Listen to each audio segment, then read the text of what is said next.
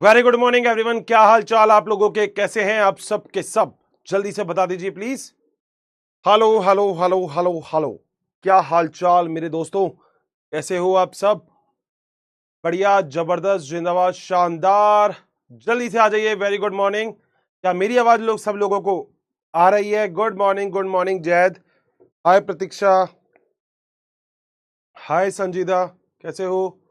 सब बढ़िया होंगे, जबरदस्त होंगे, शानदार। एक ना कांच का गिलास रख देना, कांच के गिलास से पी लूंगा मैं, पानी फेंक। Good morning, good morning, good morning. मैं बहुत बढ़िया। हाय अर्पित, हाय सहरा, हाय रहनुमा, है ना, अर्शी, हेलो गुलाम, हेलो फरीब, हेलो नैन्सी, हेलो खुशी, नफीस, है ना, श्वेता, हफ्सा, अफरीन। अब फटाफट यार, फटाफट, मतलब इतनी स्पीड से चलता है ना ये, मतलब मैं पढ़ नहीं पाता। तो कैसे हैं आप सब? फटाफट से आ जाओ, जल्दी से, फटाफट से। और बेटा तुमको पता है, तुमको एक काम करना होता है। एक काम बोला है मैंने तुम्हें, लेक्चर स्टार्ट होने के बाद भाई भूल जाते हो क्या तुम? सच में भूल जाते हो तुम? तुम्हें एक काम करना होता है, अगर लेक्चर स्टार्ट होता है तो एक काम करना होता है, बस एक काम कर दो ना। वो इतना क्यों टाइम लगाते हो उस काम को करने में? जल्दी कर दो। एक काम बोला है बस तुमसे, एक काम। तुम्हें पता है ना क्या काम बोला है? भूल जाते हो यार, तो भूल जाते हो। तुम्हें एक काम कौन सा बोला था मैंने? जल्दी बताओ, कौन सा काम बोला था मैंने? एक तुम्हें कोई काम बोला था मैंने जो तुम्हारी रिस्पॉन्सिबिलिटी थी? मैंने कहा था कि लेक्चर की शुरुआत तभी होगी जब तुम लोग वो वाला काम कर दोगे। हाँ, कुछ को तो याद आ गई बात, कुछ को नहीं आ रही अभी। बेटा याद करो, याद करो। बादाम खाओ बेटा, बादाम, बेटा बादाम खाओ। बादाम खाओगे तो तुम्हें पता लगेगा कि तुम्हें क्या चीज याद करनी है। जल्दी से। बहुत बढ़िया, बहुत बढ़िया बेटा। आज कम से कम 3,000 पार, कम से कम 3,000 तो चाहिए होंगे। मतलब 3,000 से नीचे तो बात ही नहीं होनी चाहिए, मतलब कम से कम 3,000 तो चाहिए होंगे। तो 3,000 पार कर दो ना फटाफट। इसको क्या दिक्कत आ रही है? मतलब इतना तो यकीन 4.0 में दम होगा, इतना तो यकीन 4.0 में दम होगा, है ना? यार तुम भूल जाते हो, पता है तुम भूल जाते हो। मेरे को हमेशा तुम्हें याद दिलाना पड़ता है। अच्छा, मेरा काम तुम याद दिलाते हो मुझे? नहीं दिलाते ना तुम कहते हो हर्षित सर आपको सब याद रहता है, सब याद रहता है ना मुझे। तो तुम्हें भी तो एक ही काम दिया मैंने, एक काम बस। ऐसे कैसे शादी हो जाएगी तो बताओ, कैसे घर संभालोगे तुम? हाँ, कैसे संभालोगे बताओ? हाँ बेटा, उसको ठोको। वो जो 1,370 चल रहे हैं उसको ठोको बेटा। वो जो 1,560 है उसको ठोको बेटा, ठोको। सिर दे मारो उसमें, अपना खोपड़ी ना दे मारो बेटा उसमें, मुझे फर्क नहीं पड़ता। सिर दे मारो, उसके ऊपर कुछ फेंक दो बेटा, मगर उसको टिक करो बेटा, उसको टिक करो बेटा, फोड़ दो उसे। ये बात 1,711 हो गए, 3,000 से पहले रुकने नहीं चाहिए बेटा, गणित नहीं रुकनी चाहिए। चालू हो जाओ। क्या सुबह सुबह थोड़ी बहुत एनर्जी तो तुम्हें चाहिए। और लग रहा हूं मैं बिल्कुल नहाया हुआ, शानदार लग रहा हूं ना मैं? बस तुम भी ऐसे ही हो। जल्दी से चालू हो जाओ। 1871 में काम नहीं होता भाई। मैं बुढ़ूंगा आपकी बार 3,000 हो जाने चाहिए बेटा। फाइकोमाइसीटिस का एग्जाम्पल लिखवाया तो था, रैंप क्या प्रोवाइड करवाऊं इसमें फिरोज?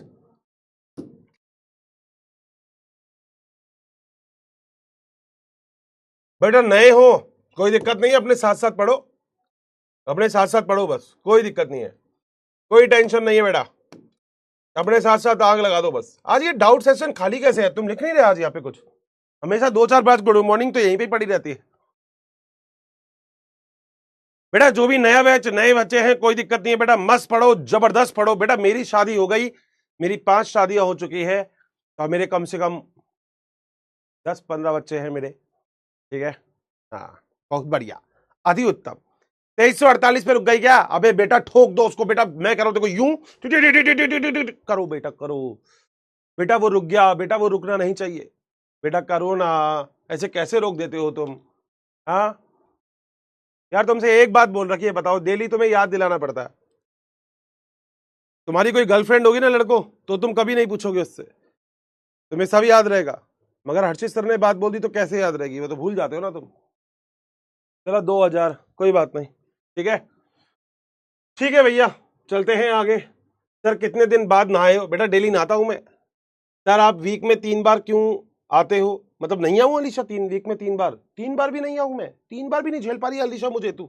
अरे Alisha, hi Tuba, good morning. Hello Abdul, good morning. Hello Rupali, good morning. Sir वीसी प्लीज मेको, please I want to thanking you. ले वर्षा, ले आते को वीसी कर देते ले। तू भी क्या बात याद रखेगी? शुरू शुरू में वीडियो कॉल कर देते, चल तुझे, जा वर्षा ऐश कर, जा वर्षा जी ले तेरी जिंदगी। गुड मॉर्निंग दीपाली, आप बीएड में कितने हैंडसम लगते हो। अच्छा okay, good morning Surekha, good morning sir ji, good morning Sheetal, good backlog हो गया है सर, कोई बात नहीं हो जी यार, रेगुलर पढ़ेंगे अपन, बैकलॉग कंप्लीट करेंगे। हेलो मोहिनी, क्या हाल चाल। हेलो गुड मॉर्निंग जुमेर, बहुत बढ़िया। जय महाकाल सुषमा, बैकलॉग कैसे करे, बहुत बढ़िया। I am the new student, बहुत बढ़िया।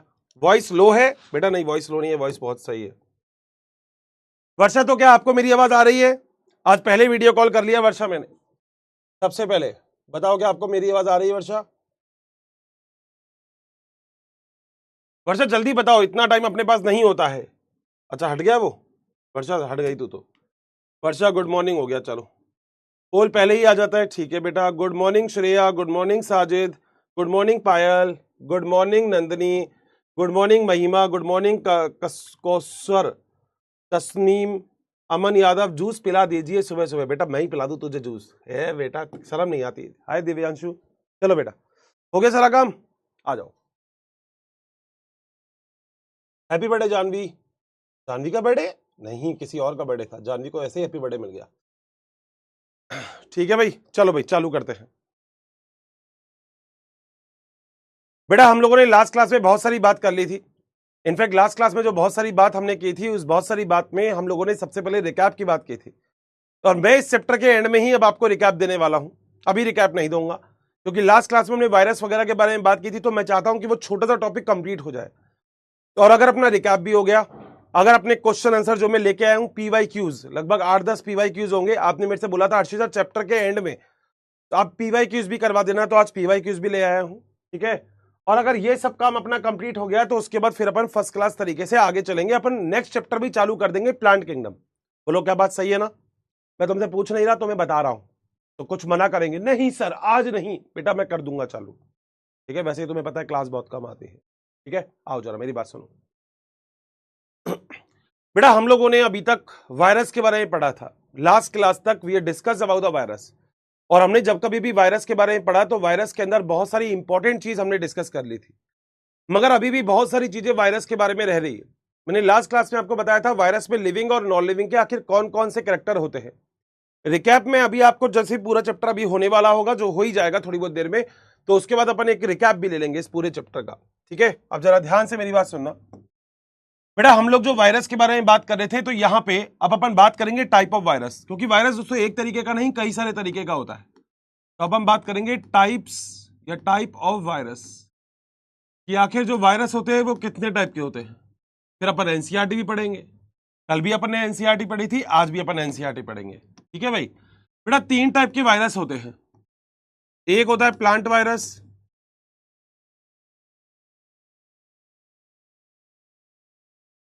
प्लांट वायरस, एक होता है एनिमल वायरस,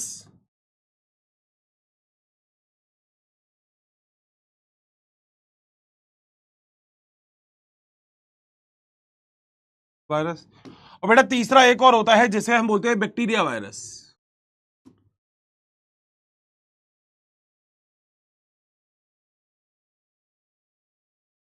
मेरी बात बस ध्यान से सुनते रहना, अगर सुनोगे तो सब कुछ समझ में आएगा, जैसे कल आया था, ठीक है ना, ठीक है ना, बहुत बढ़िया।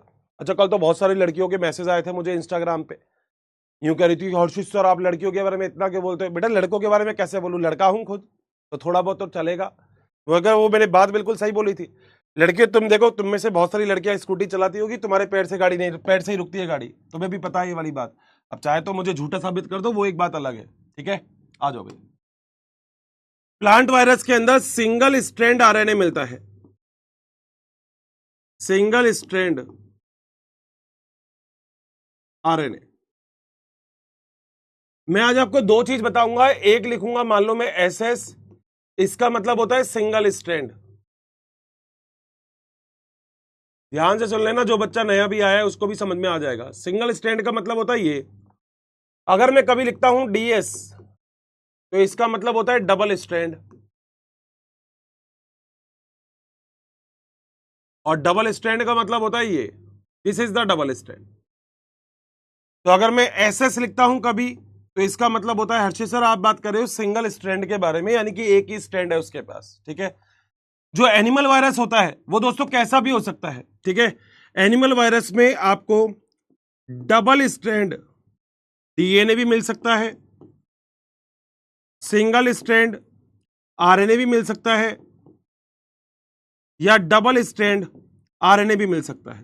कैसा भी हो सकता है एनिमल वायरस। बोलो बात सही है। तीसरा होता है बैक्टीरिया, बैक्टीरिया वायरस। बेटा बैक्टीरिया वायरस जो होता है वो हमेशा अपने पास क्या रखता है, वो रखता है डबल स्ट्रैंड डीएनए। नॉर्मली तो यही रखता है। बोलो क्या मेरा पॉइंट क्लियर है? ये तीनों बातें बड़ी आसान है, मेरे ख्याल से आप सभी लोगों को मेरे साथ साथ क्लास में ही याद हो जाएंगी। मैंने आपको कोई ऐसी बात बोली भी नहीं जो क्लास में याद नहीं होंगी। मैंने आपसे बस यही बात बोली है कि 3 प्रकार के हमारे पास वायरस मिलते हैं। एक वायरस ऐसा होता है जो कि प्लांट वायरस है, जो प्लांट को इन्फेक्ट करेगा। एक वायरस ऐसा होता है जो एनिमल वायरस है, जो एनिमल को इन्फेक्ट करेगा। और एक वायरस ऐसा होता है जो बैक्टीरियल वायरस है, जो बैक्टीरिया को इन्फेक्ट करेगा। बोलो क्या पॉइंट क्लियर है? 100%। एक लाइन यहां पे साथ साथ लिख रहा हूं, और जो बड़ी इंपॉर्टेंट है, देखो लाइन तो मैं सारी इंपॉर्टेंट बोलता हूं। अ वायरस इन्फेक्ट, अरे ये कौन सा कलर आ गया भाई? A virus infect bacteria. अगर कोई भी वायरस बैक्टीरिया को इन्फेक्ट करता है, that known as, that known as, बोलो क्या बोलते हैं उसको?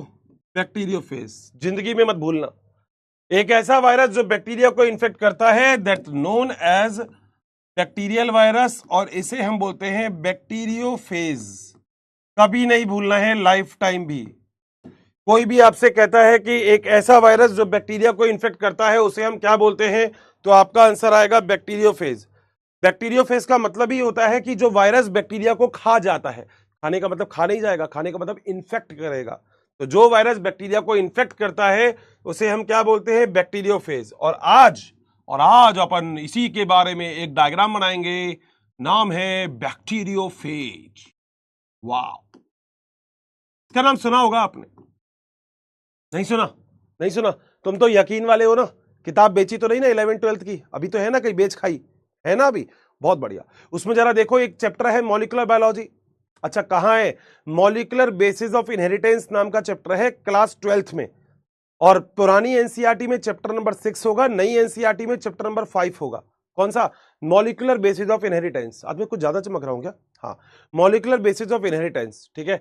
तो मॉलिक्यूलर बेसिस ऑफ इनहेरिटेंस में अगर आपने पढ़ा है कभी, तो वहां पे हर्शे और चेज का एक एक्सपेरिमेंट है, जिसके अंदर T2 बैक्टीरियोफेज का नाम दे रखा है। किसका? T2 बैक्टीरियोफेज का। ठीक है, अब जरा आओ, जरा ये बैक्टीरियोफेज का डायग्राम कैसा बनाते हैं जरा ध्यान से देखना, मजा आएगा। आप खुद कहोगे हर्षित सर मजा आया। मजा आया सर, मजा आया। हर्षित सर क्या डायग्राम बना दिया, मजा ही आ गया। देखो, देखते हैं बेटा कितना अच्छा बनता है अपन से। सुंदर बनना चाहिए, सुंदर सुंदर। आज सुंदर डायग्राम हम बनाएंगे, हम बनाएंगे आज सुंदर। इतना सुंदर बना देंगे इसे, ये भी शर्मा जाएगा कि मैं क्यों हूं इतना सुंदर। वाह, क्या बात है। मतलब बनाया तो मैंने अच्छा है, तुमको लगेगा कि नहीं अच्छा बनाया, वो तुम मेरे से चिढ़ते हो इसलिए। बाकी तुमको पता है कि मैंने कितना सुंदर डायग्राम बनाया है। वाह, अरे ये कैसे हो गया? अच्छा मैं छोटा नहीं कर पाऊंगा इसको, ये तो फिर गड़बड़ हो जाएगी। अच्छा अपने पास एक तरीका और है बेटा, तरीके बहुत है अपने पास। तरीके बेटा, तरीके देखो बना।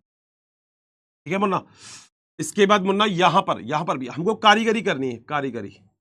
सुंदर सा डायग्राम बनाना। ये आपने कई जगह बना हुआ भी देखा होगा, कई जगह। अभी जब कोरोना आया था ना, तो बेटा ये वाला डायग्राम बहुत चला था मार्केट के अंदर, बहुत ज्यादा चला था ये वाला डायग्राम। सब बोल रहे थे वाह, ऐसा बोल रहे थे सब। तो ये डायग्राम बहुत चला था तब। वाह, ठीक है, अब आ जाओ बेटा, चले पक्का। देखो, सबसे पहले तो ये जो मैंने डायग्राम बनाया है, यही डायग्राम को मैं बिल्कुल अच्छे से एक बार आपको समझाऊंगा, मगर उससे पहले मैं इस डायग्राम को बनाऊंगा। वाह सर क्या बात है बेटा, बना देंगे इसको, सुंदर बनाएंगे बेटा, सुंदर सुंदर। वो हसीना बड़ी सोने लगा उसके लब से, बिन पिए बैठ उसके बुला दूं मैं। देखो बेटा, सुंदर सुंदर हसी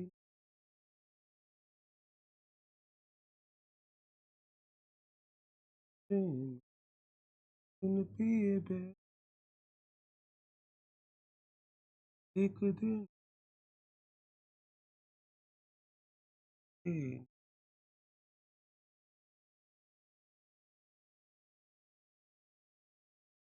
को।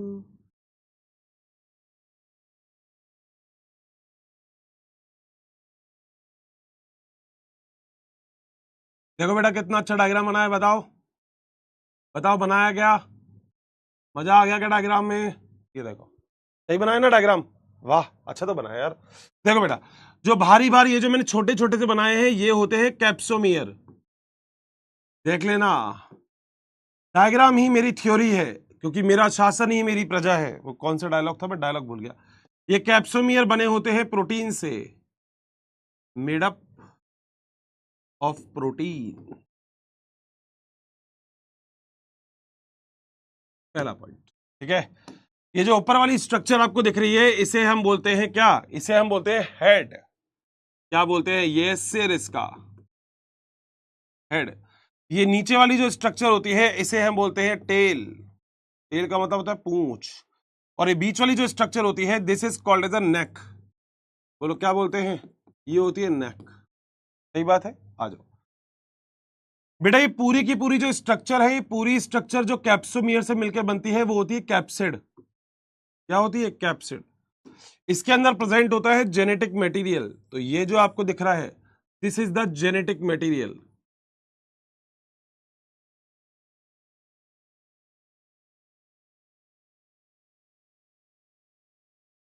बोलो बात सही है दोस्तों। वायरस होता है फैशनेबल। घर से अगर बाहर भी निकलेगा, इसको कोई काम भी होगा तो बेटा कॉलर पहन के निकलेगा। बहुत फैशनेबल है बेटा, सारा फैशन का ज्ञान है इसको। कॉलर पहन के निकलता है। यहां पे भी बहुत छोटी छोटी सी स्ट्रक्चर्स आपको ऐसे देखने को मिलती है जिसे हम बोलते हैं नेक। ठीक है, तो ये भी नेक ही होती है, देख सकते हो आप। नीचे की तरफ यहां पे एक और स्ट्रक्चर होती है जिसे हम बोलते हैं बेसल प्लेट।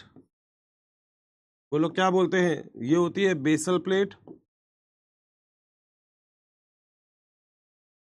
ठीक है, ये जो नेक होती है इस पे यहां पे ये जो बना हुआ है इसे हम बोलते हैं शीथ। ठीक है, ये जो ग्रीन कलर से दिख रहा है इसे हम बोलते हैं टेल फाइबर या स्पाइक।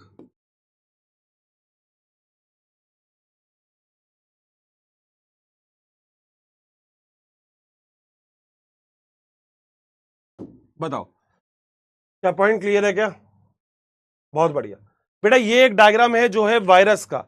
मगर अगर देखो एनसीईआरटी तो नहीं लिखती कि ये कौन सा वायरस है, मगर जब आप हर्शे और चेज का एक्सपेरिमेंट पढ़ोगे तो आपको हर्शे और चेज भाई साहब भी बोलेंगे कि ये डायग्राम है T2 बैक्टीरियोफेज का। T2 bacteriophage.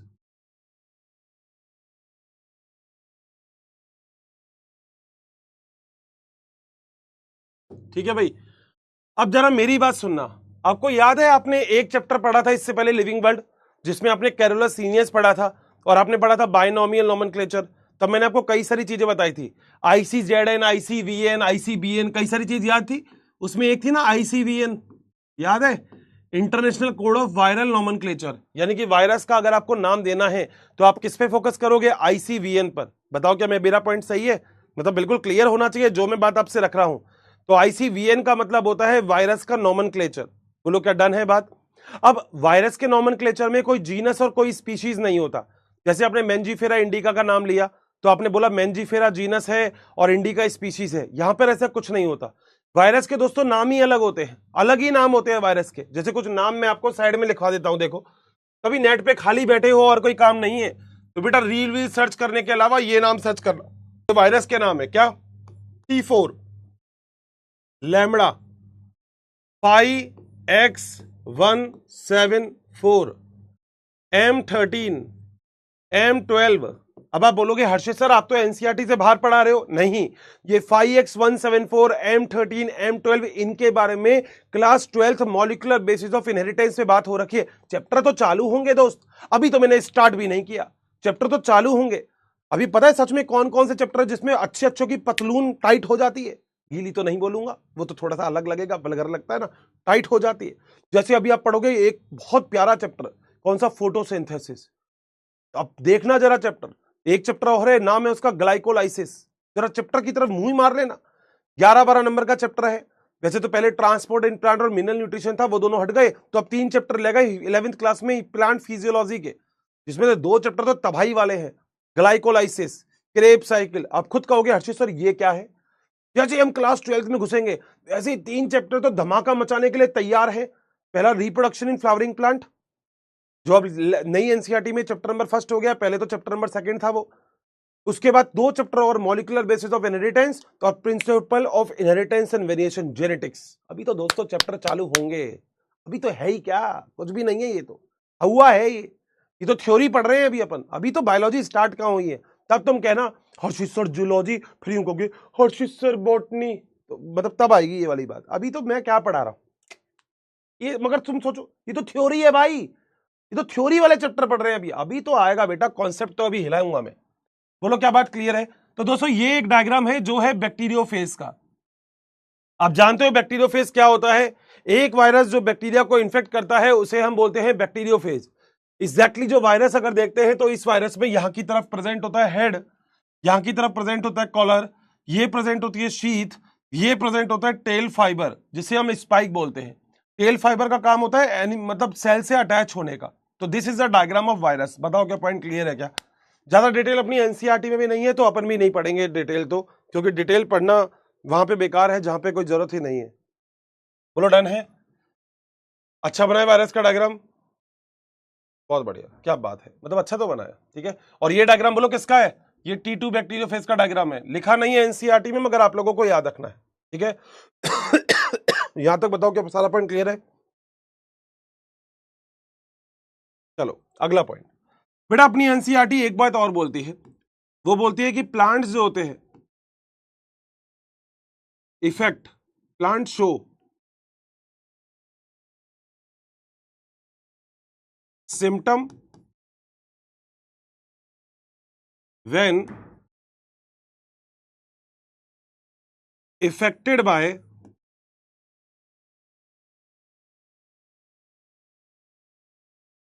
वायरस।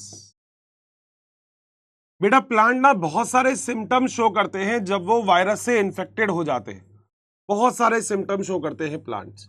अब आप कहोगे हर्षित सर कौन कौन से। बेटा पहला हो जाता है कि प्लांट छोटे रह जाते हैं, ड्राफ रह जाते हैं, मतलब छोटे प्लांट देखे ना तो ड्राफ रह जाते हैं,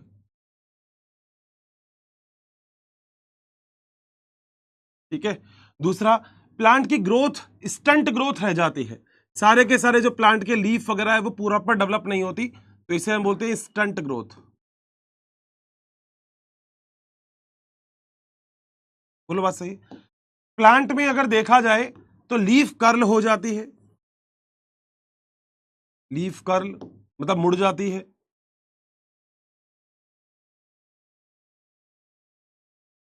ठीक है। प्लांट की जो लीफ होती है वो येलो हो जाती है, तो येलोइंग ऑफ लीफ हो जाती है,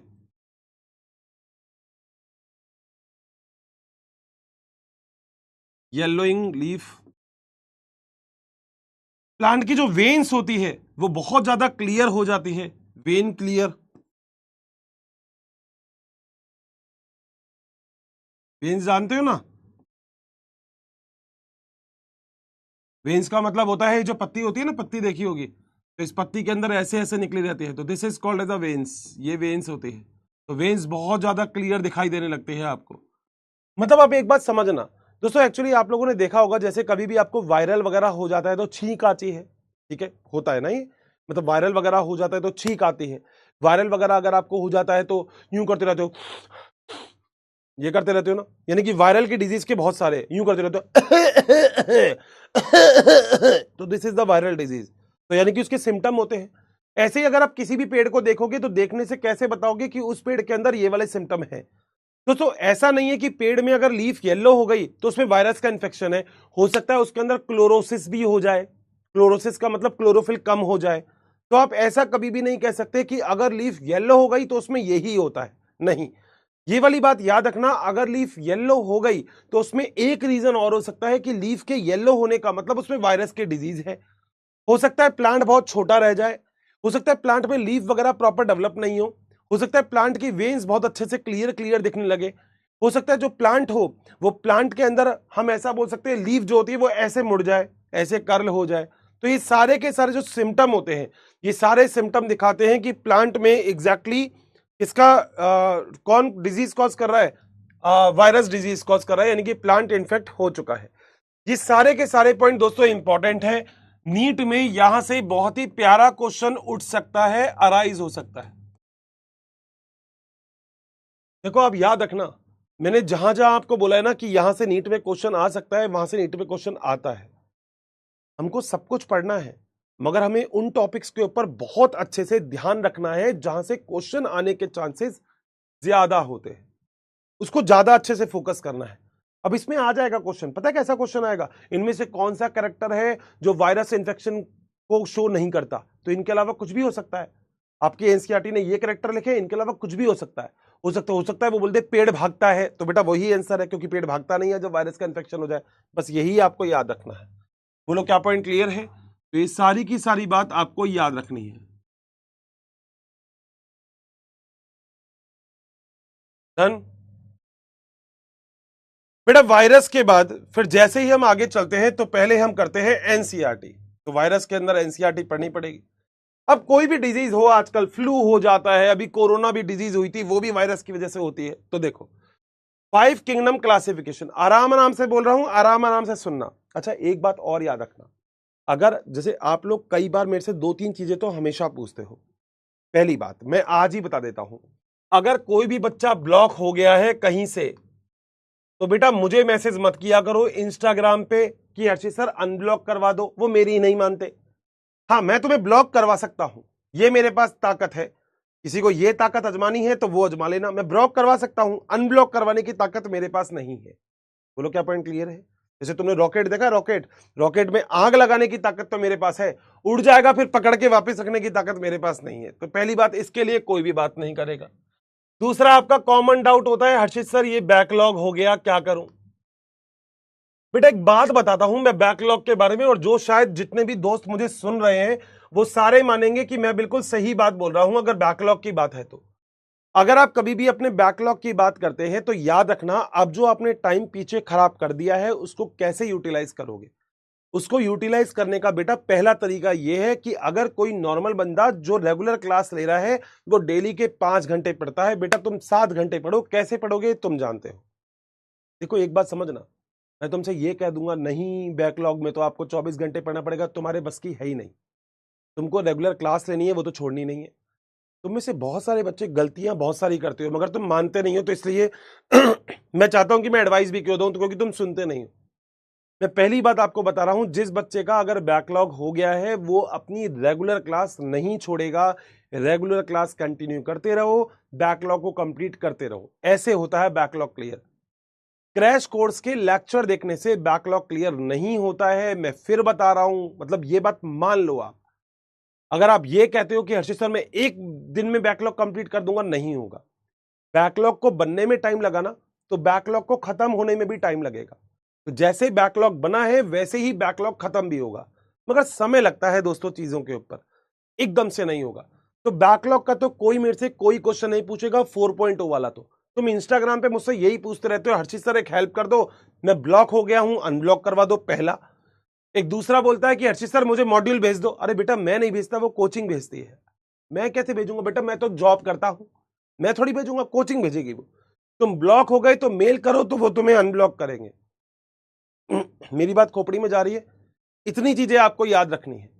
तो बैकलॉग को कंप्लीट करने का तरीका ये, एक लड़का बोलता है क्या मैं एनसीईआरटी नहीं पढ़ूं तो सिलेक्शन हो जाएगा? तुम कैसी बात करते हो?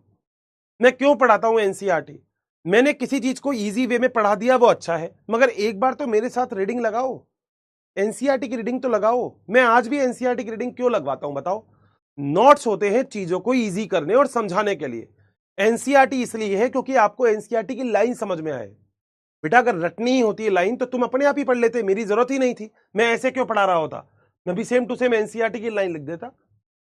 मेरी बात समझ रहे हो? मेरे ख्याल से लेक्चर से ज्यादा जरूरी है जो मैं आज आपसे बात बोल रहा हूं वो, क्योंकि बहुत सारे बच्चों का कंसर्न होगा। देखो इतना ही बात मानो कि अगर आप ये मानते हो कि हर्षित सर आप हमारे साथ शुरू से आज भी वैसे ही हो, मैं आप पे कभी गुस्सा नहीं करता। मैं बस इसलिए नहीं करता क्योंकि मैं चाहता हूं कि आप लोग बस समझो कि आप लोगों को सिलेक्शन करना है। 6 महीने बाद तुम्हें सब कुछ मिलेगा जो तुम चाहते हो, सब कुछ मिलेगा, मगर आज तुम्हें सिलेक्शन करना है तो दोस्तों मेहनत करनी पड़ेगी। लास्ट में बताऊंगा, थोड़ा बहुत ज्ञान की बातें बाद में करेंगे, अभी तो ज्यादा नहीं करूंगा, ज्यादा फिर ज्ञान कर देता हूं फिर दिक्कत हो जाती है। आ जाओ बेटा, आओ। यहाँ पे कई सारी चीजें, और मैं तो कह रहा हूं पहले हम थोड़ा सा पढ़ ही लेते हैं, फिर पढ़ लेते हैं, फिर बाद में बात करेंगे, पहले पढ़ लेते हैं थोड़ी सी बात, ठीक है? ठीक है ना, आ जाओ आगे। ये पढ़ लिया, ये पढ़िए, ये पढ़े। अच्छा, एक बात और याद रखना, जो वायरस होता है उसमें सेल नहीं होती, तो वो ए सेल्यूलर होता है।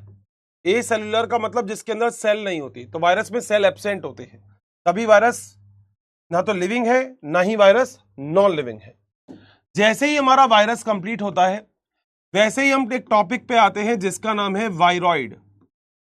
अब छोटे छोटे से 3-4 टॉपिक है, खत्म करते हैं, चैप्टर भी खत्म हो जाएगा। फिर क्या नाम है? वायरॉइड। अब वायरॉइड के बारे में इंपॉर्टेंट पॉइंट ध्यान से सुन लेना।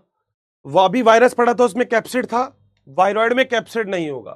तो पहला पॉइंट वायरॉइड में कि कैप्सिड एब्सेंट होता है।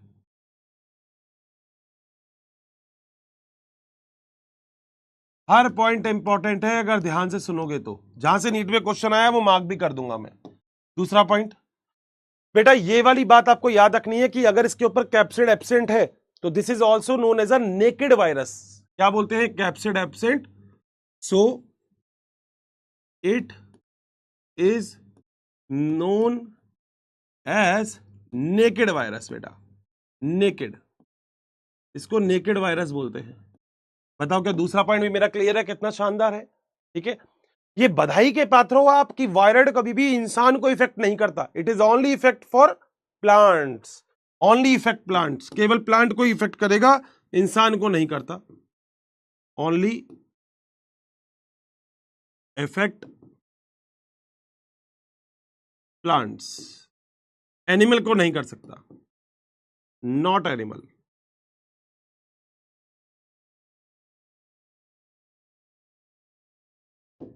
बोलो बात सही है? एक जगह से क्वेश्चन और आ सकता है कि इसकी खोज किसने की थी। बेटा बताया किसने? बेटा इसकी डिस्कवरी करने का जो क्रेडिट है वो नाम है टीओ डाइनर के पास। हर्षित सर क्या हमें याद करना है? बेटा एनसीईआरटी में जो भी कुछ है पेज नंबर के अलावा सब याद करने हैं, ईयर भी याद रखना है, 1971। बताओ क्या पॉइंट क्लियर? एक चीज जहां से क्वेश्चन आया हुआ है नीट में बड़ा ही शानदार कि it contain low molecular weight of RNA, it contain RNA which या it contain low molecular weight RNA.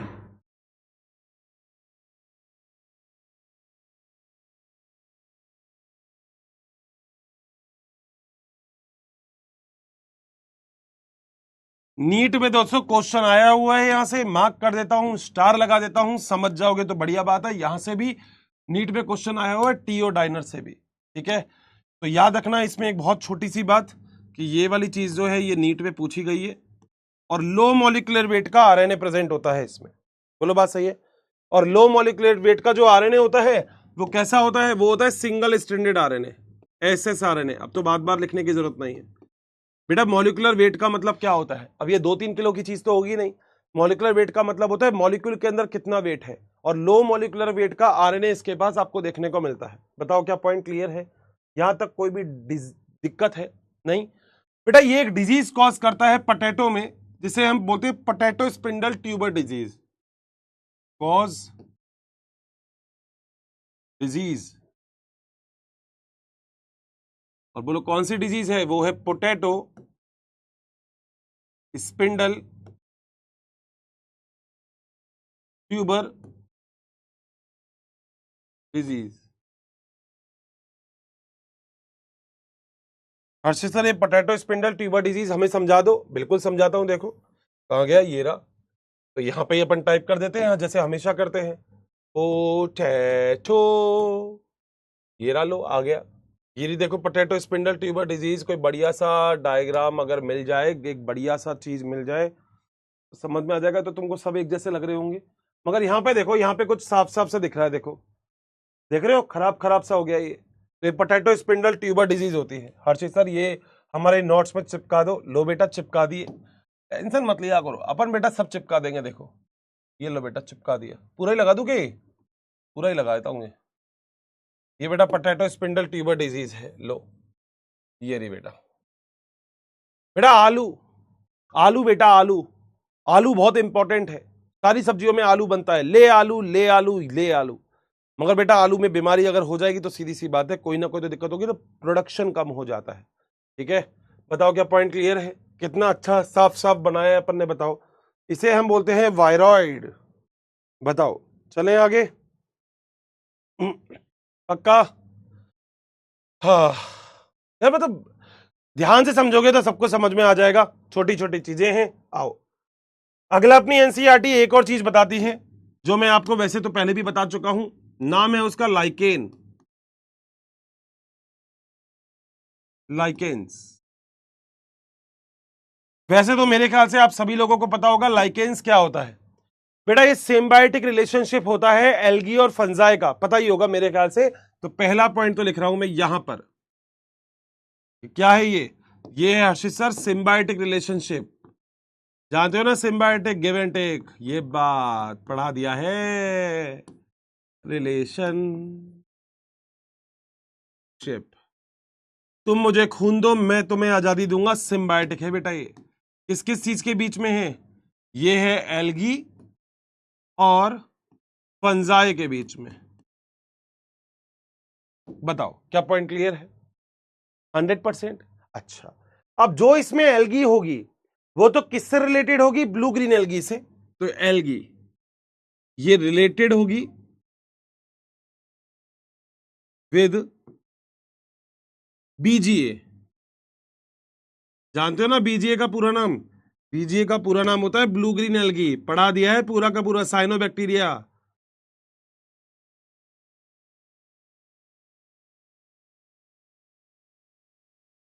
बोलो बात सही है।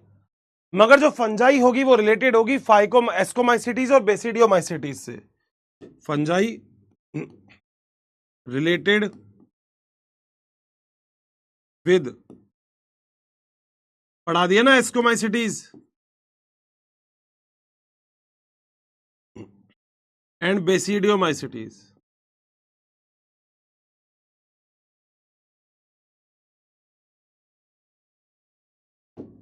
सही है बेटा। एल्गी को इसके अंदर बोलते हैं फाइकोबायोन्ट और फंजाई को बोलते हैं माइकोबायोन्ट। तो एल्गी कॉल्ड एज, कितने सिंपल सिंपल से पॉइंट है, तुम कंफ्यूज हो जाते हो। एल्गी कॉल्ड और यहां पे फंजाई कॉल्ड।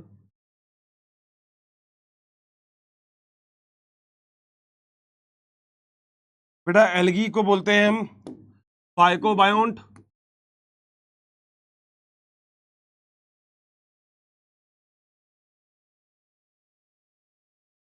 और फंजाई को बोलते हैं माइकोबायोन्ट।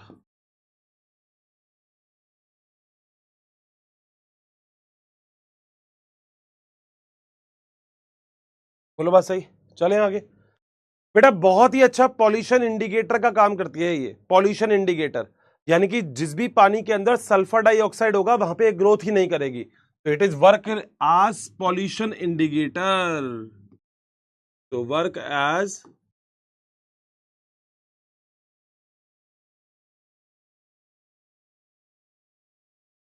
बोलो किसकी तरह काम करती है? ये काम करती है पॉल्यूशन इंडिकेटर।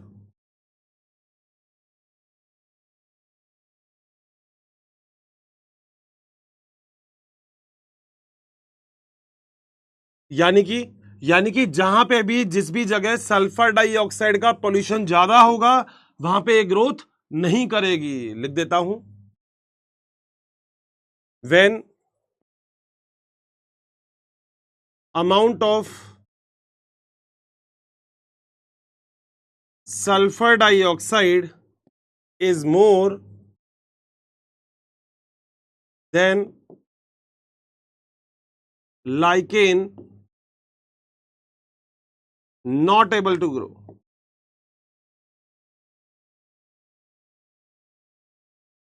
लाइकेन दोस्तों ग्रो ही नहीं होगी। बोलो क्या पॉइंट क्लियर है? अब आप कहोगे हर्षित सर ये लाइकेन दिखती कैसे है? बेटा तुमने देखी है, गाँव वाँव में तुमने आराम से देखी है। अब तुम तो मना करते हो सब चीजों को कि हमने तो देखी नहीं, मगर बेटा देखो तुमने ये भी देखा है। देखो दिखाता हूं मैं, गूगल बेटा, गूगल बेटा, इसे गूगल बोलते हैं। गूगल सब निकाल देता है, गूगल कहता है हम है ना। बेटा ये रहा लाइकेन, देखो कितनी प्यारी सी लग रही है। देखो रेडी लाइकेन, दिख रही है लाइकेन? अब देखो इस लाइकेन की भी फोटो चिपका देता हूं, बाद में कभी याद आएगी, ओहो हर्षित सर ये थी लाइकेन, वाओ क्या बात है, वाओ। आओ बेटा, बेटा ये है लाइकेन, फोटो लगा दी बेटा, तू खींच मेरी फोटो, तू खींच मेरी फोटो। लो बेटा फोटो खींच दी। बताओ क्या पॉइंट क्लियर है? कितना आसान है बताओ, सब कुछ मुश्किल है क्या कुछ भी? मैंने कोई ऐसी चीज बताई नहीं जो आपको सच में मुश्किल लगे। एक भी पॉइंट ऐसा नहीं है जिसमें आप मेरे से ये कह दो कि हर्षित सर ये वाली चीज तो बहुत मुश्किल हो गई, हर्षित सर ऐसे कैसे हम याद करेंगे। ऐसा कुछ है ही नहीं, है क्या? नहीं है ना? चलूं आगे? पक्का? आ जाओ बेटा। लाइकेन के बाद इस पूरे चैप्टर का आखिरी टॉपिक है आई थिंक, जिसका नाम है प्रियॉन्स। छोटे छोटे टॉपिक हैं तो प्रियॉन्स। बेटा प्रियॉन्स क्या होता है? When protein working as a infectious agent, इसमें ना डीएनए होगा ना आरएनए होगा, जो प्रोटीन का कैप्सिड होता है ना वही इन्फेक्शन कॉज करने का काम करता है। When protein work as infectious agent, जब प्रोटीन इन्फेक्शियस एजेंट की तरह काम करे तो उसे हम क्या बोलते हैं? प्रियॉन्स बोलते हैं। क्या बोलते हैं? प्रियॉन्स। नाम से पता लग रहा है पी से प्रियॉन्स, पी से केवल प्रोटीन ही है। अगला पॉइंट बेटा याद रखना, इसके अंदर ना डीएनए होगा ना आरएनए होगा, कुछ नहीं होता। तो prions not contain DNA and RNA.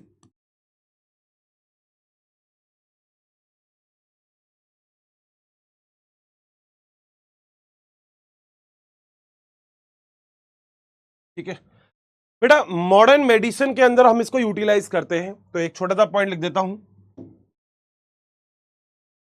In modern medicine जो आजकल चल रही है बायोलॉजी में,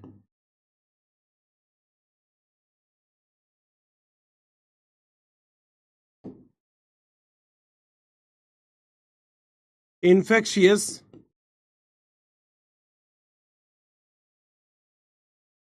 न्यूरोलॉजिकल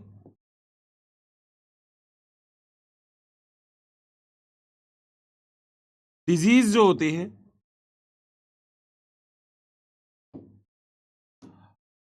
वो आजकल कॉज हो रही है एबनॉर्मल, कॉज्ड बाय, किससे कॉज हो रही है? वो हो रही है एबनॉर्मल फोल्डेड प्रोटीन से।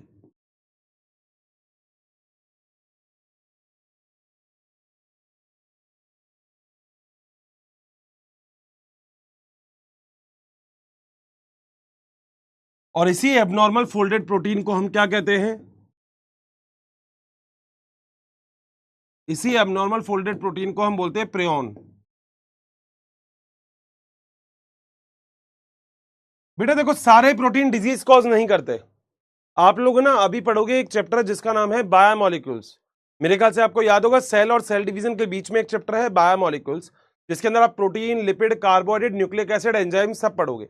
वहां पे आपको आपका टीचर बताए नहीं बताए, मगर मैं बता रहा हूं, सारे प्रोटीन डिजीज नहीं करते, मगर कुछ ऐसे प्रोटीन होते हैं जो डिजीज करने का काम करते हैं, जो अलग ही तरीके से फोल्ड होते हैं, अलग ही तरीके से स्ट्रक्चर होती है जिनकी, and that is called as a prions. तो प्रियॉन्स जो होते हैं वो डिजीज कॉज करने का काम करते हैं, डिजीज।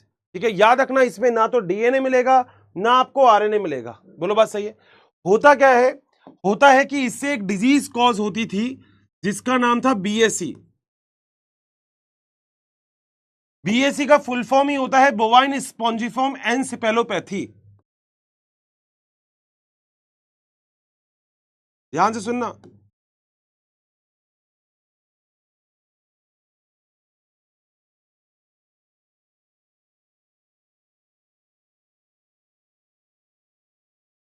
Bovine spongiform encephalopathy. बोलो बात सही है? और दोस्तों यही बोवाइन स्पॉन्जिफॉर्म एनसेफेलोपैथी कॉज कर रही थी एक डिजीज जिसे हम बोलते हैं मैड काउ डिजीज। गाय पागल हो जाती है, मैड काउ डिजीज। गाय अपने खूंटे से बैंड के घूमती रहती है, तो इसे हम बोलते हैं मैड काउ डिजीज। बोलो बात सही है। और ये हमें पता कैसे लगा? अगर देखा जाए तो मैड काउ डिजीज में जो गाय होती है ना, वो अपने खूंटे से बहती रहती है और घूमती रहती है भाई साहब, पागल हो जाती है गाय।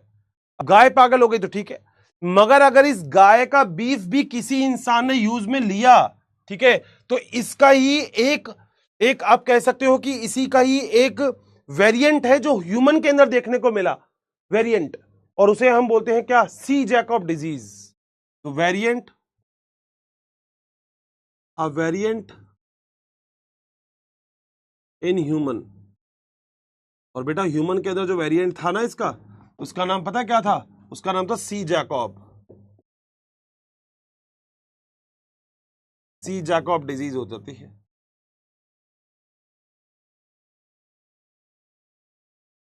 तुम्हें पता है, मतलब बहुत सारी जगह पे तो ऐसा बोलते हैं कि हमें सब कुछ नहीं खाना चाहिए। अगर हम कुछ भी खाते हैं बाजार में से, बीफ वगैरह या कुछ भी कई लोग खाते हैं, फॉरेन में तो चलता ही है, मगर अगर आप वो खा रहे हैं तो पहली बात तो देखो नॉनवेज खाना सही नहीं है। मगर फिर भी अगर कोई इंसान खा रहा है तो बायोलॉजी ये बोलती है कि भैया आप खाओ, उसमें दिक्कत नहीं है। मगर बायोलॉजी ये कहती है कि खाने के बाद उसको पहले पूरा चेक कर लो कि आप क्या खा रहे हो। दोस्तों इंसान को भी डिजीज होने के चांसेस होते हैं सी जैकब।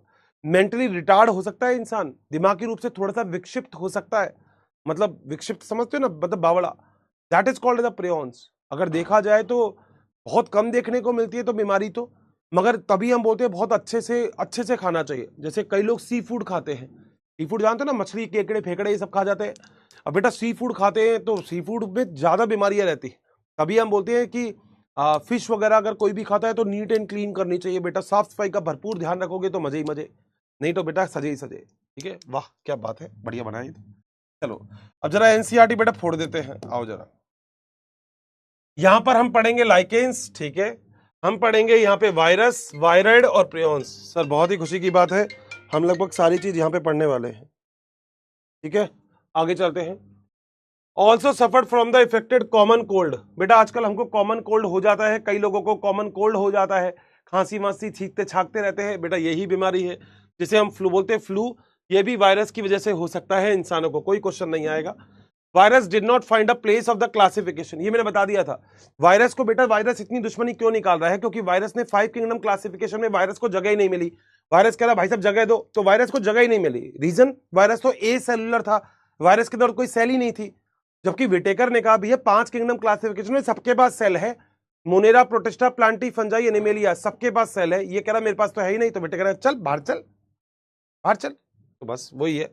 तो वायरस क्या लिविंग होता है? मैंने बोला नहीं। कोई नहीं बोलेगा कि वायरस आपकी बॉडी के अंदर आके लिविंग हो जाता है, नहीं बेटा, आप किसी को लिविंग नहीं कर सकते। कर सकते तो ये खा जाओ, करके दिखाओ इसको लिविंग, है तुम्हारे बस की नहीं ना। तो जब तुम्हारे बस की नहीं है तो मत बोला करो। बहुत सारे बच्चे गलती करते हैं, बहुत सारे बच्चे बोलते हैं कि वायरस बॉडी के अंदर आके लिविंग हो जाता है, बॉडी से बाहर आके नॉन लिविंग हो जाता है। बेटा वायरस कुछ है ही नहीं, कल वाले लेक्चर में पढ़ाया, वायरस इंटरमीडिएट है between living and non living, दोनों के बीच में है। ना वायरस लिविंग है ना वायरस नॉन लिविंग है। ठीक है, तो the virus have the non cellular organism होता है जो कि have the inert crystalline structure बना सकता है। और मैंने बताया था स्टैनले ने किया था क्रिस्टलाइन स्ट्रक्चर 1935 या 8 में, है ना। ये वाला डायग्राम तो हमने कल पढ़ लिया था, जो का था टीएमवी का, टोबैको मोज़ेक वायरस, सभी को याद आ गया होगा। ये है हेड, ये है कॉलर, ये है शीथ, ये है टेल फाइबर। अपन ने तो बहुत सारी चीजें बताई है। और कौन सा वायरस है? ये है T2, याद रखना। ठीक है, आगे चलते हैं, आओ। ऑन द अनदर हैंड, अगर देखा जाए तो वायरस होस्ट के अंदर जाके ही रेप्लिकेट करता है और होस्ट को ही मार देता है। ये नुकसान है। वायरस तुम्हारे शरीर में आके ही काम करेगा भाई साहब सारा, और तुम्हारे शरीर की स्थिति कर देगा। तो क्या वायरस को लिविंग और नॉन लिविंग बोलोगे? आप कुछ नहीं बोलोगे, आप बोलोगे virus is the intermediate between living and non living. Virus ना लिविंग होता है ना ही नॉन लिविंग होता है, virus is intermediate between living and non living, बीच में खड़ा है। यहां तो तेरा, यहां तो तेरा। वो तो एम्पायर देखा है, एम्पायर जो क्रिकेट के अंदर एम्पायर होता है, वो ना तो बैटिंग वाली टीम की साइड होता है ना बॉलिंग वाली टीम की साइड होता है।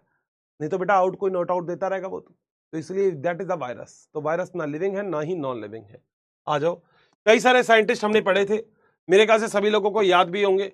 आपको याद है आपने दिमित्री इवानोवस्की 1982 में पढ़े थे, ठीक है। आपको पढ़ा है आपने, एक और पढ़े थे यहाँ पे, these are found in the smaller bacteria 1898 में। एक और पढ़े थे जिनका नाम था बेजरनिक, और आपने एक और पढ़े थे जिनका नाम था स्टेनले, पढ़ा था आपने, पढ़ा था कॉन्टेजियम वाइवम फ्लूडियम। नीट के अंदर आने वाली इंपॉर्टेंट चीज है, याद रखना कि कॉन्टेजियम वाइवम फ्लूडियम किसने दिया, वो दिया था बेजरनिक ने। सारा काम नोट से बाहर, लगभग काम की चीज तो नहीं होगी, बाकी तो आलतू फालतू तो चलो।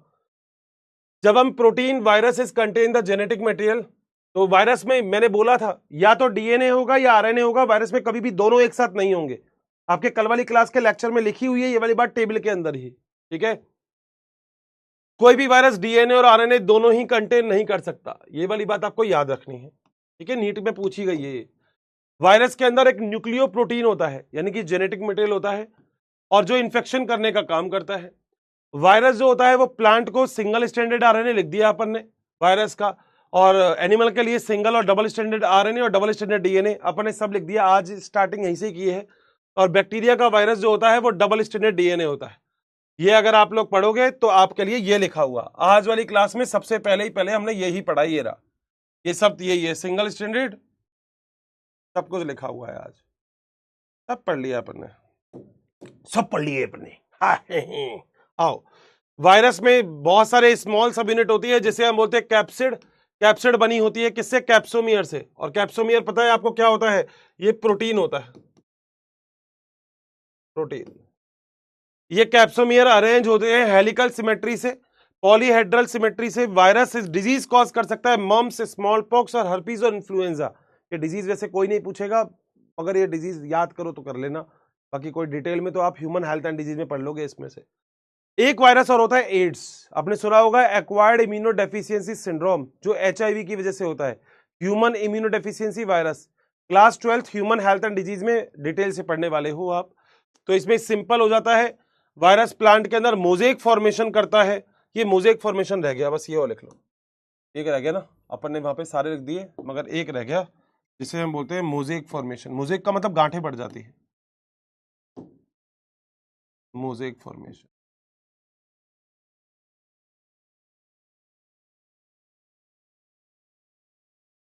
आओ भाई आगे।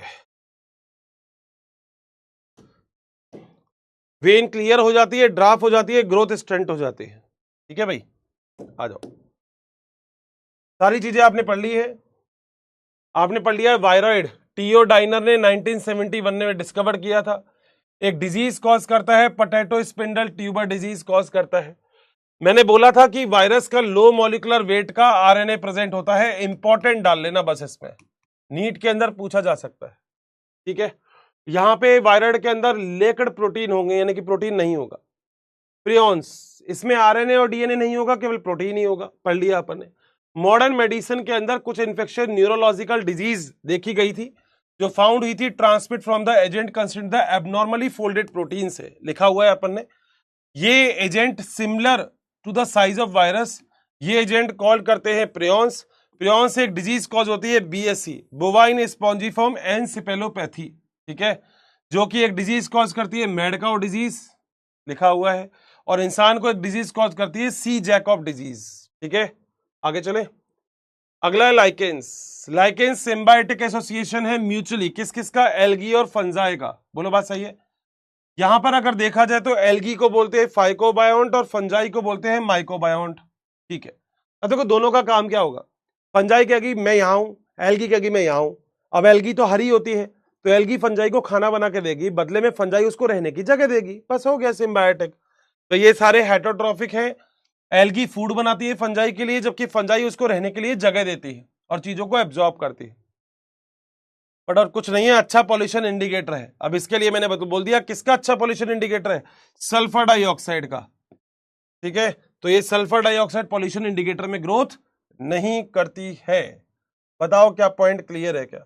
और अगर ये पॉइंट अगर आप लोगों का क्लियर है तो बेटा मेरे ख्याल से चैप्टर हो गया है खत्म, यहां तक कोई दिक्कत शायद नहीं होगी। अच्छा पता है तुमने बायोलॉजिकल क्लासिफिकेशन निपटाया है, तुम्हारे कभी किसी दोस्त को जो नहीं पढ़ता हो, जो कहीं भी पढ़ता हो, फर्क नहीं पड़ता, उससे बोलना कि बायोलॉजिकल क्लासिफिकेशन निपटा दिया हमने।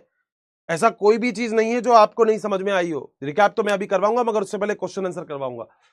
कहाँ कहाँ क्वेश्चन आंसर आए हुए हैं आपको दिख रहा है, क्योंकि ये देखना अच्छा लगता है, कई बार मजा आता है। हर्षित सर मजा आ गया।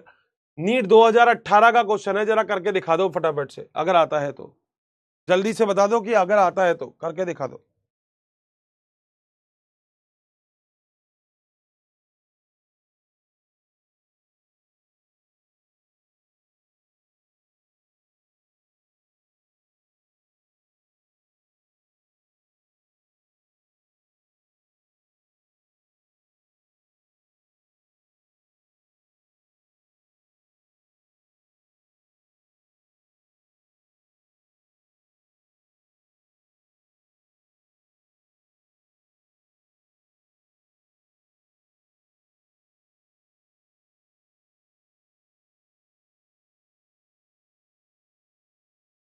करके दिखा दो फटाफट से। बेटा मुश्किल चीज है, मैंने पहले भी बोला था, चीजें मुश्किल होगी तो मैं करवाऊंगा ही नहीं, चीजें बड़ी आसान है, मगर आपको मेरे साथ साथ मेहनत करनी पड़ेगी। बिल्कुल बढ़िया तरीके से मेहनत करोगे तो चीजें आसान हो जाएंगी। ठीक है दोस्तों, फंजाई किसके फॉर्म में करता है? बेटा यहां पे करता है ग्लाइकोजन और ऑयल की फॉर्म में। आंसर बी होना चाहिए। 51% का सही है। आर्शिया खान का सही है, अब्बास का सही है, और अर्ब रज बुद्ध का सही है, नीट एस्पिरेंट का सही है, मुश्के सिद्दीकी का सही है, प्रिंस का, तशीन का, उज्जवल का, दीपक का और नोफी का। क्या बात है। चलो भाई अगला क्वेश्चन आ जाओ। देखो चैप्टर थ्योरेटिकल है मगर पढ़ना बहुत तरीके से है। ठीक है, थ्योरेटिकल चैप्टर को थ्योरी के हिसाब से नहीं पढ़ते कभी, नहीं तो कभी नहीं हो पाएगा उससे सही आंसर। करके दिखाओ। तुम्हारा नाम चाहिए मुझे अब की बार, फर्स्ट सेकंड थर्ड में बदलते रहने चाहिए वो नाम। कंपटीशन ऐसा होना चाहिए कि आप लोगों में सच में लड़ाई तो नहीं हो, मगर आप लोग खुद कह दो कि अर्षित सर मजा आ रहा है। तो कौन सा होता है जो चीफ प्रोड्यूसर ऑफ ओशियन होता है? मैं आंसर बता देता हूं, वैसे वो जो ऑप्शन में नहीं है, क्राइसोफाइट आंसर है इसका। अब देख लो जरा क्राइसोफाइट का एग्जाम्पल कौन सा है यहाँ पे। क्राइसोफाइट आंसर है, नीट में आया हुआ क्वेश्चन है। कब? 2018 में क्वेश्चन आया हुआ है। ये वाला क्वेश्चन भी 2018 में आया हुआ है नीट में।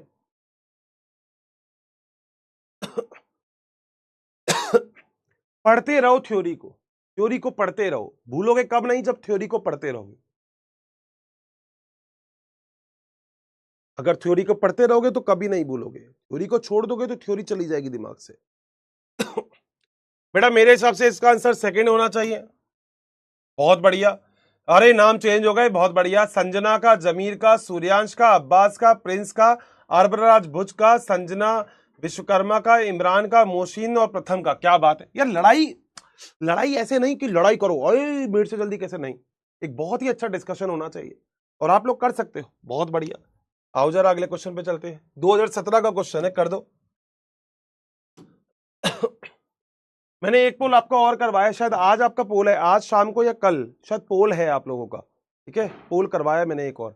मतलब मुझे लगता है कि पीवाईक्यूज वगैरह बाकी सारी चीजें मैं पोल में करवा दूंगा, अच्छा लगता है, फटाफट से होता रहता है। मगर मैं कोशिश ये करूंगा कि पोल्स ऐसे टाइम करवाऊं जब आपकी क्लास व्लास नहीं होती। वैसे तो मैं बोल देता हूं कि जब बच्चों की क्लास नहीं हो तभी करवाना, तो देखते हैं।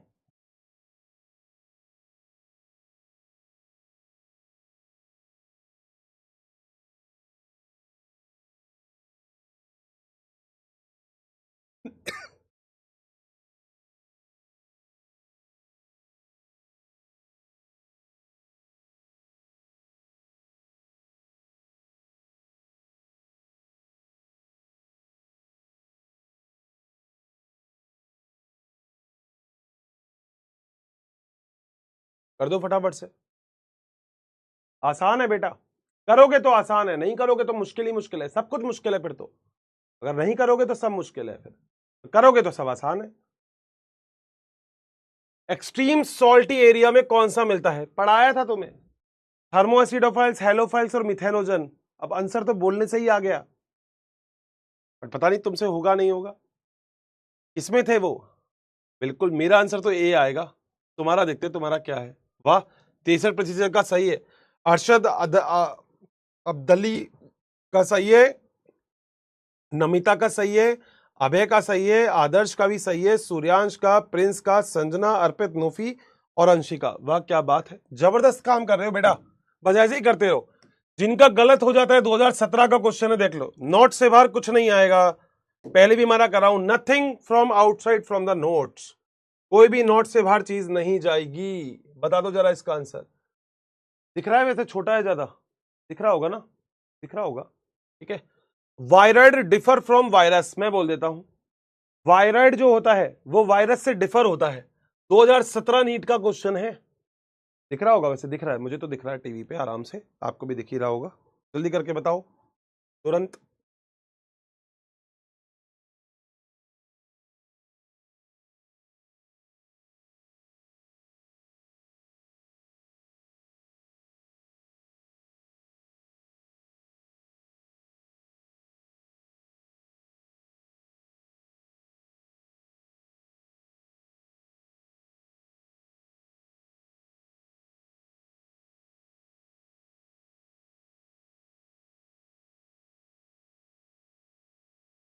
डीएनए मॉलिक्यूल होता है क्या वायरॉइड के अंदर?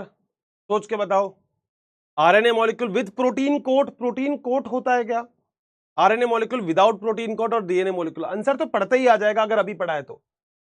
देखो, पढ़ने की जरूरत होती है दोस्त।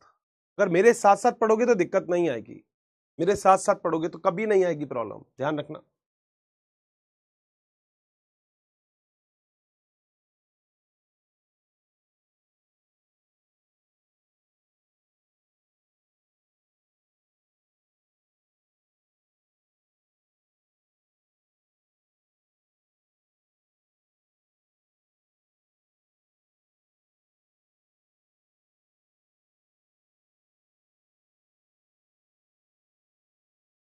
चले भाई,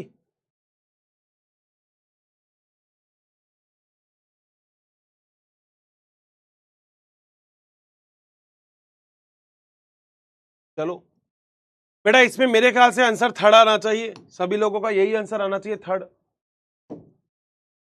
वाह।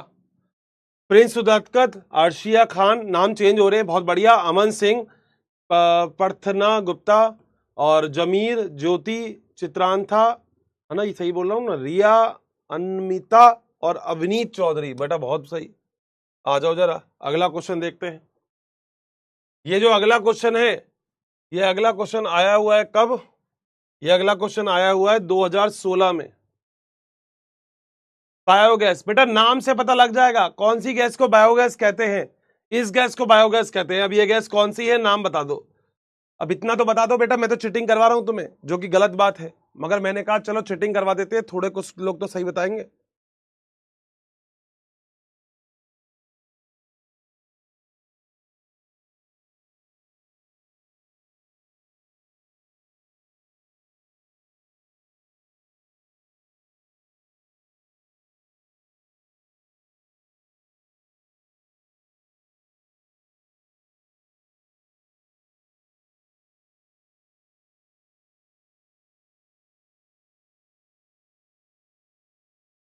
डन है, मेरा आंसर तो आ गया।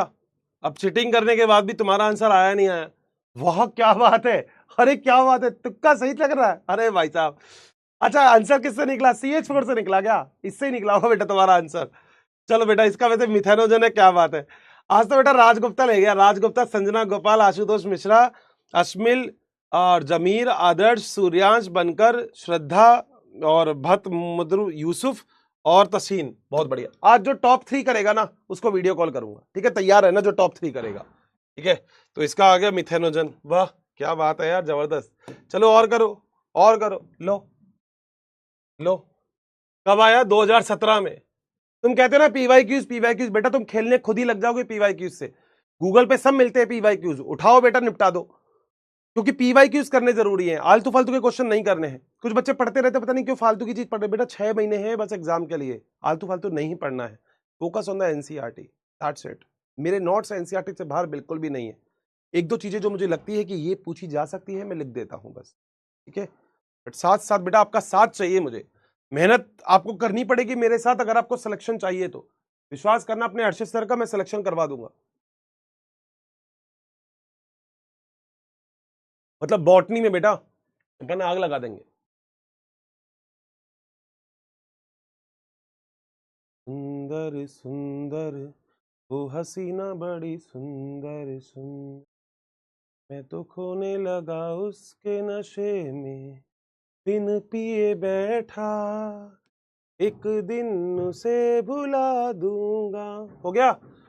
जो स्टिकी होता है, दो चीज बताए थे, कैप्सूल और स्लाइम लेयर, अगर आपको पता है तो, और ये दोनों ग्लाइकोकैलिक्स के पार्ट ही होते हैं। ठीक है, तो मेरे हिसाब से तो आंसर यही किया होगा बहुत सारों ने। वाह, 73% का सही है, क्या बात है। तसीन, आलोक, अरशद अब्दी, दिव्यांशु, आदर्श, रिया, सुनिक्षा, प्रिंस, वाह क्या बात है, नोफली और अबराज बदूज, बहुत बढ़िया बेटा। आंसर है ग्लाइकोकैलिक्स। दो टाइप होते हैं ना इसके, या तो ये हो सकता है कैप्सूल, या फिर हो सकता है स्लाइम लेयर। अब वैसे सही आंसर तो स्लाइम लेयर आना चाहिए, मगर वो ऑप्शन में ही नहीं था। ठीक है, चलो बेटा अगला क्वेश्चन ठोक दो बेटा, फिर अगला क्वेश्चन भी ठोक दो तुम्हें तो क्या, तुम्हें तो आंसर करना है ना। आओ अगला क्वेश्चन ठोक दो, 2015 का क्वेश्चन है ये, कर दो फटाफट से। मिनरल साइकिल के लिए कौन सा इंपॉर्टेंट है, जल्दी से बता दो। मिनरल साइकिल के लिए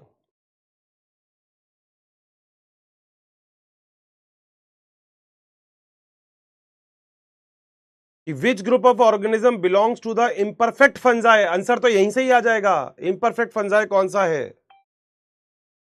इम्परफेक्ट फंजाई कौन सा है, आंसर वहीं से ही आ जाएगा, आगे तो जाने की जरूरत ही नहीं है। चार बताए थे, फाइको, एस्को, बेसिडो और ड्यूटेरो, बस बता दो अब तो। जिसके अंदर सेक्सुअल रिप्रोडक्शन या तो एब्सेंट है या आज तक पता ही नहीं है। आंसर, आंसर पूछता है भारत बेटा, आंसर पूछता है भारत। मेरे ख्याल से आंसर इसका आना चाहिए बी। वाह, 59% का सही है। आदर्श का, अश्मिल का, अभय का, कार्तिक, श्रद्धा, मोशिन, हैप्पी सैनी, अब्बास, आशिका और रिया, वाह जबरदस्त दोस्तों। बस ऐसे ही पढ़ते रहो, लेटर बोर्ड देख लो एक बार कि बेटा फर्स्ट सेकंड थर्ड कौन कौन आया है। वाह क्या बात है, अरे बहुत बढ़िया। चलो आदर्श से जरा बात की जाए, आदर्श हाजिर हो। वाह मुलाहिजा होशियार, कहा गया आदर्श, वाह मुलाहिजा होशियार, आदर्श आ रहे हैं। टन टन टन टन टन। आदर्श, हेलो आदर्श, आजा बेटा, आदर्श बेटा आजा। आदर्श जल्दी आजा बेटा, जल्दी से। मैंने बोला था, अब आपको कभी भी ये नहीं रहेगा कि हर्षित सर आप हमें फोन नहीं करते। थोड़ी सी मेहनत करो, मैं पक्का बोल रहा हूं। जिस दिन आपकी सिटी में आऊंगा, मैं आपको इंस्टाग्राम पे अपडेट कर दूंगा कि मैं आपकी सिटी में आ रहा हूं। उस दिन मिलेंगे भी अपन, मेरे को भी बहुत मन है आपसे मिलने के लिए। बहुत सारे बच्चे कहते हैं हर्षित सर आप मिलते नहीं हो, बेटा नाम से सर्च कर लेना, अपन मिल जाएंगे। ठीक है, मगर वो जगह डाउट पूछने की नहीं है, ये बात याद रखना। ठीक है, आदर्श नहीं आ रहा क्या बेटा, आदर्श मौर्य नहीं आ रहे। चलो आदर्श मौर्य नहीं आ रहे तो कोई बात नहीं, अगले को लेते हैं। 1 मिनट और वेट कर लेता हूं आदर्श का। नहीं, चलो आदर्श मौर्य तो नहीं आ रहे हैं, अगला देखते हैं चित्रांथा का, ये आ रहे हैं क्या, जल्दी से देखो, जल्दी से जल्दी से जल्दी से जल्दी से तुरंत से।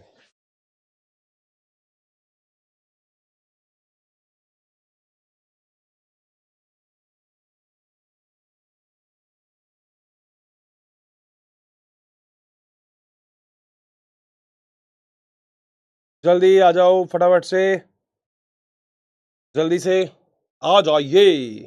क्या वीडियो कॉल नहीं जा रही क्या भाई, नहीं जा रही क्या वीडियो कॉल। आज फिर आगे वाला चैप्टर रिकैप करेंगे, फिर आगे वाला चैप्टर भी चालू कर देंगे आज। प्लांट किंगडम में ना आगे, आज वो भी चालू कर देंगे। कॉल ही नहीं जा रही शायद, हाँ कॉल नहीं जा रही क्या, चलो कोई बात नहीं। एक पोल वो चालू कर देते हैं अपन तो, टाइमर, और टाइमर के साथ साथ अपन फिर इसको कॉल भी कर देते हैं और अपन रिकैप कर लेते हैं एक बार। ठीक है, चलो इनको तो कर दिया जाए कॉल, ये तो इनका कॉल चलता रहेगा, और अपना आ जाओ रिकैप पे। बेटा हम लोगों ने एग्जैक्टली जो भी चीज डिस्कस की थी वो डिस्कस की थी। एक सबसे बड़ी चीज जो था बायोलॉजिकल क्लासिफिकेशन। बायोलॉजिकल क्लासिफिकेशन में सबसे पहले हमने पढ़ा था एरिस्टोटल। बोलो क्या मेरा पॉइंट क्लियर है। हमने सबसे पहले जो बात पढ़ी थी वो पढ़ी थी एरिस्टोटल के बारे में, और हम सब लोग जानते हैं कि एरिस्टोटल एग्जैक्टली क्या था। एरिस्टोटल ने ट्री हर्ब शब्द को बताया था और प्लांट और एनिमल को बताया था। एनीमा और एनीमा उसने बताया था। यहाँ पे कैरोलस सीनियस थे जो कि 2 किंगडम क्लासिफिकेशन थे। 5 किंगडम क्लासिफिकेशन तो थे, वो थे आर.एच. विटेकर। तो आर.एच. विटेकर का नाम था, 5 किंगडम क्लासिफिकेशन उन्होंने किया था। मोनेरा, प्रोटिस्टा, प्लांटी, फंजाई और एनिमेलिया, ये कि 5 किंगडम क्लासिफिकेशन के पार्ट थे। बोलो क्या पॉइंट क्लियर है? अगर मैं आपसे अगली चीज के बारे में बात करूं तो मैं आपसे ये बोल सकता हूं कि आर.एच. विटेकर ने जो भी कुछ अपना काम किया था, उसके बाद एक और साइंटिस्ट आए थे जिनका नाम था कार्ल वूज।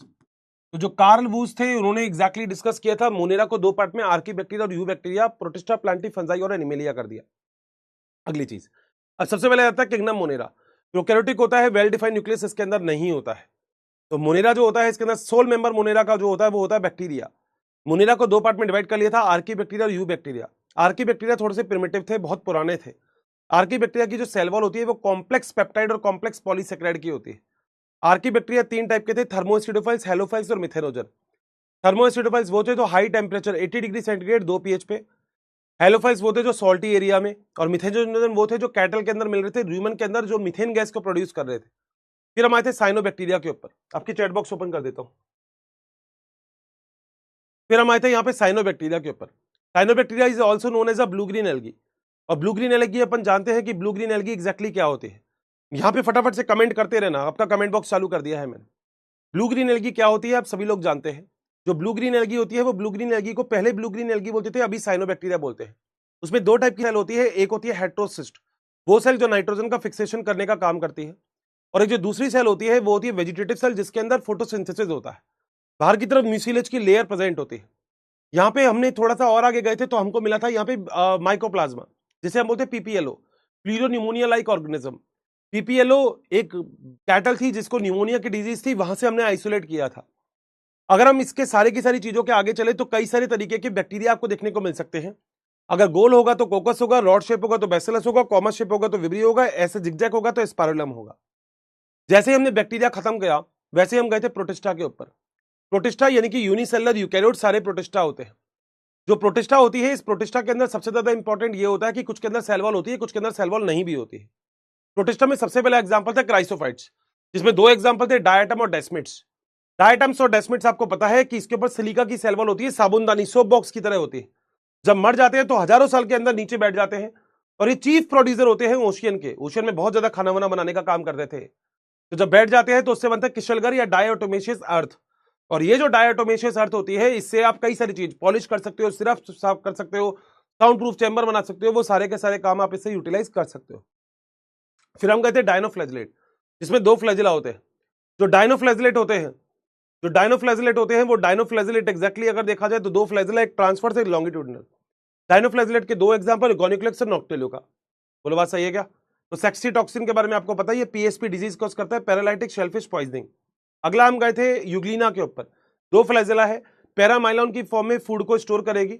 ये दोनों तरीके से रह सकती है, ये ऑक्सीजन की मतलब ये सनलाइट की प्रेजेंस में फोटोसिंथेसिस करेगी, और वो नहीं होगा तो पैरासाइट की तरह भी काम कर सकती है। फिर स्पोरोजोआ था, सीलिएटेड था, फ्लैजिलेटेड था, स्पोरोजोन्स थे, ये सारे के सारे हमने पढ़ लिए थे। फिर हमने पढ़े थे स्लाइमोल्ड्स। स्लाइमोल्ड्स वो होते हैं जिसमें एनिमल, फंगस और के सभी के कैरेक्टर आपको देखने को मिलते हैं, दैट इज द स्लाइमोल्ड्स। 2 चीज बताई थी, वेजिटेटिव वो फेवरेबल और अनफेवरेबल कंडीशन में। एक में आपको बताया था सेवरल फीट के बन जाते हैं, जिसे हम प्लाज्मोडियम कहते हैं। बताओ क्या पॉइंट क्लियर है क्या? 100%। सूरज बेटा ब्लॉक करवा दूंगा, ध्यान रखना, पढ़ाई में ध्यान दे ले, ठीक है। अगला पॉइंट, अगला था फंजाई। फंजाई की जो सेल वॉल होती है वो काइटिन की बनी होती है प्लस पॉलीसेकेराइड की बनी होती है। फंजाई जो होते हैं वो यूनिसेलर एक ही होगा, जिसका नाम होता है ईस्ट सैक्रोमाइसिस सर्वाइसी। जो फंजाई होता है वो हाइफा हाइफी मिलकर माइसीलियम बनाते हैं। सेप्टेट और एसेप्टेट कैसे भी हो सकते हैं, ठीक है। न्यूक्लियस प्रेजेंट होता है, वेल डिफाइंड न्यूक्लियस, यूकैरियोटिक होते हैं। एक फंजाई यूनिसेलर होता है जिसका नाम है सैक्रोमाइसिस सर्वाइसी, जिसे हम ईस्ट, बेकर ईस्ट या फर्मेंटर ईस्ट भी बोलते हैं। डन है बात? आगे जब हम थोड़ा सा और आगे चले थे तो फंजाई के 4 पार्ट थे। कौन कौन से? सेक्सुअल रिप्रोडक्शन और एसेक्सुअल वेजिटेटिव भी मैंने आपको पढ़ा दिया था। यहाँ पे वेजिटेटिव रिप्रोडक्शन जो होगा मतलब वो कितने तरीके से हो सकता है, फ्रेगमेंटेशन, बडिंग, और एक और था ना फिजन। एसेक्सुअल रिप्रोडक्शन 2 तरीके से, बाय स्पोरेंजिया, बाय कॉनिडिया। और सेक्सुअल रिप्रोडक्शन बहुत ही इंपॉर्टेंट है, प्लाज्मोगेमी, कैरियोगेमी, मियोसिस। सबको याद होगा, ये तो सीक्वेंस बड़ा इंपॉर्टेंट है। फिर हमारे 4 टाइप के होते हैं, फाइकोमाइसीटीज, एस्कोमाइसीटीज, बेसिडियोमाइसीटीज और ड्यूटेरोमाइसीटीज। फाइकोमाइसीटीज जिसमें ब्रेड मोल्ड वगैरह, राइजोपस वगैरह है, ये फाइकोमाइसीटीज होते हैं, ये एसेप्टेट होते हैं। फाइकोमाइसीटीज सबसे प्रिमिटिव थे। एस्कोमाइसीटीज जिसके अंदर एस्कस का डेवलपमेंट होता है, एस्कोमाइसिटीज वो होते हैं जिसके अंदर हमने एग्जांपल पढ़े थे, ईस्ट वगैरह के एग्जांपल, एक्सकोमाइसिटीज, पेनिसिलिन वगैरह सब एस्कोमाइसिटीज थे। बेसिडियोमाइसिटीज जिसके अंदर हमने बात की थी बेसिडिया का फॉर्मेशन होता है एक्सोजेनस बेसिडिया का, और यहाँ पे सबसे ज्यादा इंपॉर्टेंट था बेसिडियो कार्ब बनता है, जैसे एस्कोमाइसिटीज में एस्को कार्ब बनता है, फ्रूटिंग बॉडी जिसे हम कहते हैं।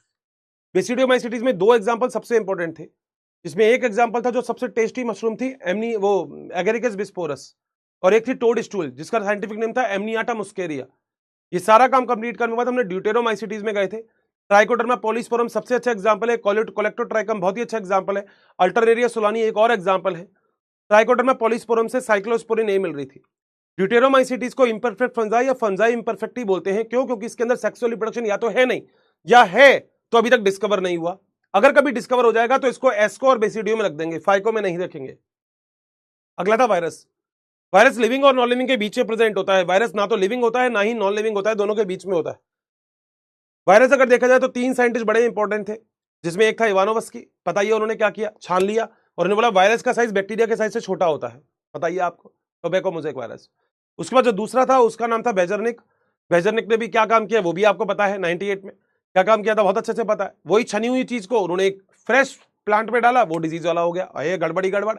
उसके बाद उन्होंने बोला कॉन्टेजियम वाइवम फ्लूडियम। और तीसरा जो साइंटिस्ट था वो भी बड़ा इंपॉर्टेंट है, स्टैनले, उन्होंने क्रिस्टलाइज फॉर्म में कर दिया था। वायरस कैसे भी हो सकते हैं, प्लांट वायरस, एनिमल वायरस या बैक्टीरियल वायरस। बैक्टीरियल वायरस का T2 बैक्टीरियोफेज का आज मैंने आपको डायग्राम बताया ही है। इसके बाद एक चीज थी वायराइड्स। वायराइड्स के अंदर केवल और केवल आरएनए होगा इन्फेक्शियस, इसमें कैप्सिड यानी कि प्रोटीन कोट नहीं होता, इसलिए हम इसे नेकेड बोलते हैं। जो लो मोलिकुलर वेट का इसके अंदर आरएनए होता है, सिंगल स्टैंडर्ड, और ये एक डिजीज कॉज करता है जैसे हम होते हैं potato spindle tuber disease. Lichens, algae और फंजाई का सिम्बायोटिक रिलेशनशिप होता है लाइकेंस। जो लाइकेंस होती है इसके अंदर बहुत ज्यादा इंपॉर्टेंट चीज होती है क्या, कि इसमें एल्गी को बोलते हैं फाइकोबायोंट, फंजाई को बोलते हैं माइकोबायोंट। जो लाइकेंस होती है बहुत अच्छा पॉल्यूशन इंडिकेटर होती है सल्फर डाइऑक्साइड का, जहां पे सल्फर डाइऑक्साइड की कंसंट्रेशन ज्यादा होगी वहां पे लाइकेन ग्रोथ नहीं करेंगे। जो एल्गी होती है वो खाना बनाती है, फंजाई उसको रहने की शेल्टर की जगह दे देती है। लास्ट था प्रियॉन्स, जो प्रोटीन इन्फेक्शियस एजेंट होता है। यहाँ पे जो प्रोटीन होता है वो सेम टू सेम वायरस की तरह, मगर प्रोटीन केवल कैप्सिड इसके अंदर होता है, डीएनए आरएनए नहीं होता इसमें। इससे एक डिजीज कॉज होती है जिसे हम बोलते हैं बीएससी, बोवाइन स्पॉन्जिफॉर्म एनसेफेलोपैथी। और जो बीएससी डिजीज होती है वही बीएससी डिजीज से मैड काउ डिजीज हो जाती है, और उससे एक डिजीज हो जाती है जैसे ह्यूमन के अंदर, जिसे हम बोलते हैं सी जैकब। तो this is all about the chapter. 7 minute 53 second. बताओ क्या पॉइंट क्लियर है क्या? बताओ। मतलब मजा मेरे को आता है, देखो मतलब 7 मिनट में मेरे को मजा आया इसमें। अब यूं मत कहना आपको कैसे याद है, भाई तुमको भी याद हो जाएगा, मगर मेरे साथ साथ मेहनत तो करनी पड़ेगी। देखो बिना मेहनत के कुछ नहीं हो रहा, मैं ऐसा पेट लेके बैठा हूं, देखो सच में तुम्हें दिख नहीं रहा होगा, थोड़ा सा पेट है मेरा। बिना मेहनत के पेट थोड़ी कम होगा, ये थोड़ी कारपेंटर के पास खाती के पास चले जाऊंगा पेट घिसवा लूंगा, नहीं ना। बताओ सब समझ में आ गया, सब क्लियर है? जल्दी से बताओ।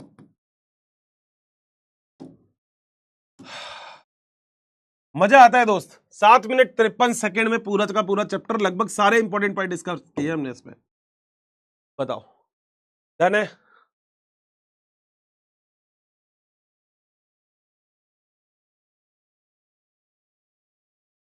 बेटा पता है चैप्टर बड़ा थ्योरेटिकल था, लिटरली बहुत थ्योरेटिकल चैप्टर है, मगर आप लोगों के साथ की वजह से हमने इस चैप्टर को कंप्लीट किया है। आप लोगों के साथ की वजह से प्लांट किंगडम चालू करेंगे। अच्छा बहुत सारे बच्चे कहते हैं हर्षित सर अपन 2-3 लेक्चर पीछे चल रहे हैं, बेटा कोई फर्क नहीं पड़ता, समझो मेरी बात। मैम अगर बायोलॉजिकल क्लासिफिकेशन को 3 लेक्चर में कंप्लीट करवा देता ना, आपको समझ में ही नहीं आता। ये अपन ने बहुत आराम आराम से विद एनसीईआरटी पढ़ा है, क्वेश्चन आंसर भी किए हैं, पीवाईक्यूज भी। हाँ मगर आप ये मत कहो कि सारे के सारे पीवाईक्यूज ये आप करवा दो, थोड़ा बहुत तुम ही मेहनत कर लो, साथ साथ मेहनत करेंगे तो मजा ही मजा है। सही है ना बेटा? 100%। बेटा नहीं नहीं बेटा रटना नहीं पड़ेगा, अभी भी ऐसी बात लिखोगे बेटा रटना पड़ेगा, तो फिर कैसे है यार? ऐसी बात नहीं है यार, तुम लोगों को ऐसा अभी भी लगता है कि रटना पड़ेगा। 97.5% इनको मिला लेंगे तो लगभग 98% बच्चे अपने साथ हैं, जिनको लगभग पूरा का पूरा चैप्टर क्लियर है। 2% में ऐसे भी होंगे क्योंकि कई बार मैसेज कर देते हैं कि मिस्टेक से, मगर ये 97% बच्चे 100% क्लियर करते हैं इस चैप्टर को। मैं फिर आपसे बोल रहा हूं, बोल के नहीं करके दिखाऊंगा, मैं करके दिखाऊंगा, यकीन तुम्हारे बैच के साथ, कि हम लोग कैसे थ्योरेटिकल चैप्टर को आसानी से कंप्लीट करते हैं। अभी तो चैप्टर आया है एक और, नाम है प्लांट किंगडम। नाम क्या है? प्लांट किंगडम, जिसमें तुम मेरे से खुद बोलने वाले हो, पता है क्या हर्षित सर एक बात बोलनी थी आपसे। मैंने कहा बोलो। बड़ा थ्योरेटिकल चैप्टर है ये भी सर, बड़ा थ्योरेटिकल चैप्टर है प्लांट किंगडम। एनसीईआरटी खोल के देखो प्लांट किंगडम की, देखो ना एक बार, मैं यही हूं, तुम्हारे कमेंट ओपन है। बेटा परवीन मैं ब्लॉक करवा दूंगा, ठीक है मैं ब्लॉक करवा दूंगा दोस्त। यहां पे अगर कोई भी बच्चा, मैं बोल दिया है मैंने कि अगर कोई भी बच्चा आलतू फालतू के कमेंट करता हुआ दिखाई दे तो प्लीज मैं ब्लॉक करवा दूंगा। मैं लिटरली बोल रहा हूं, मैं करवा दूंगा ब्लॉक। गलत की काम मत किया करो भाई, पढ़ा करो। तुम गलत काम क्यों करते रहते हो? पढ़ा करो ना भाई, क्या करते रहते हो? ठीक है, तो यहां तक मेरे ख्याल से लगभग सभी लोगों को पॉइंट क्लियर है। मैंने पूछ लिया है तो मजा आ गया। डाउट देख लेते हैं जरा क्या है। सर क्वेश्चन पर वायरस और बैक्टीरिया से सबसे स्मॉलेस्ट ऑर्गेनिज्म कौन सा है? बेटा वायरस ऑर्गेनिज्म ही नहीं होता तो तेरा क्वेश्चन ही गलत हो गया। तो बैक्टीरिया ही डालेगा क्योंकि वायरस ऑर्गेनिज्म ही नहीं होता। ठीक है भैया चुनू। हर्षित सर है तो सब पॉसिबल। बेटा ओम ठाकुर, तुम और मैं अगर हम सब है तो सब पॉसिबल है। सर नोट्स कब मिलेंगे? अभी मिलेंगे बेटा, नोट्स तो साथ साथ मिलते हैं। यू आर द बेस्ट बेटा, we are the best Ananya.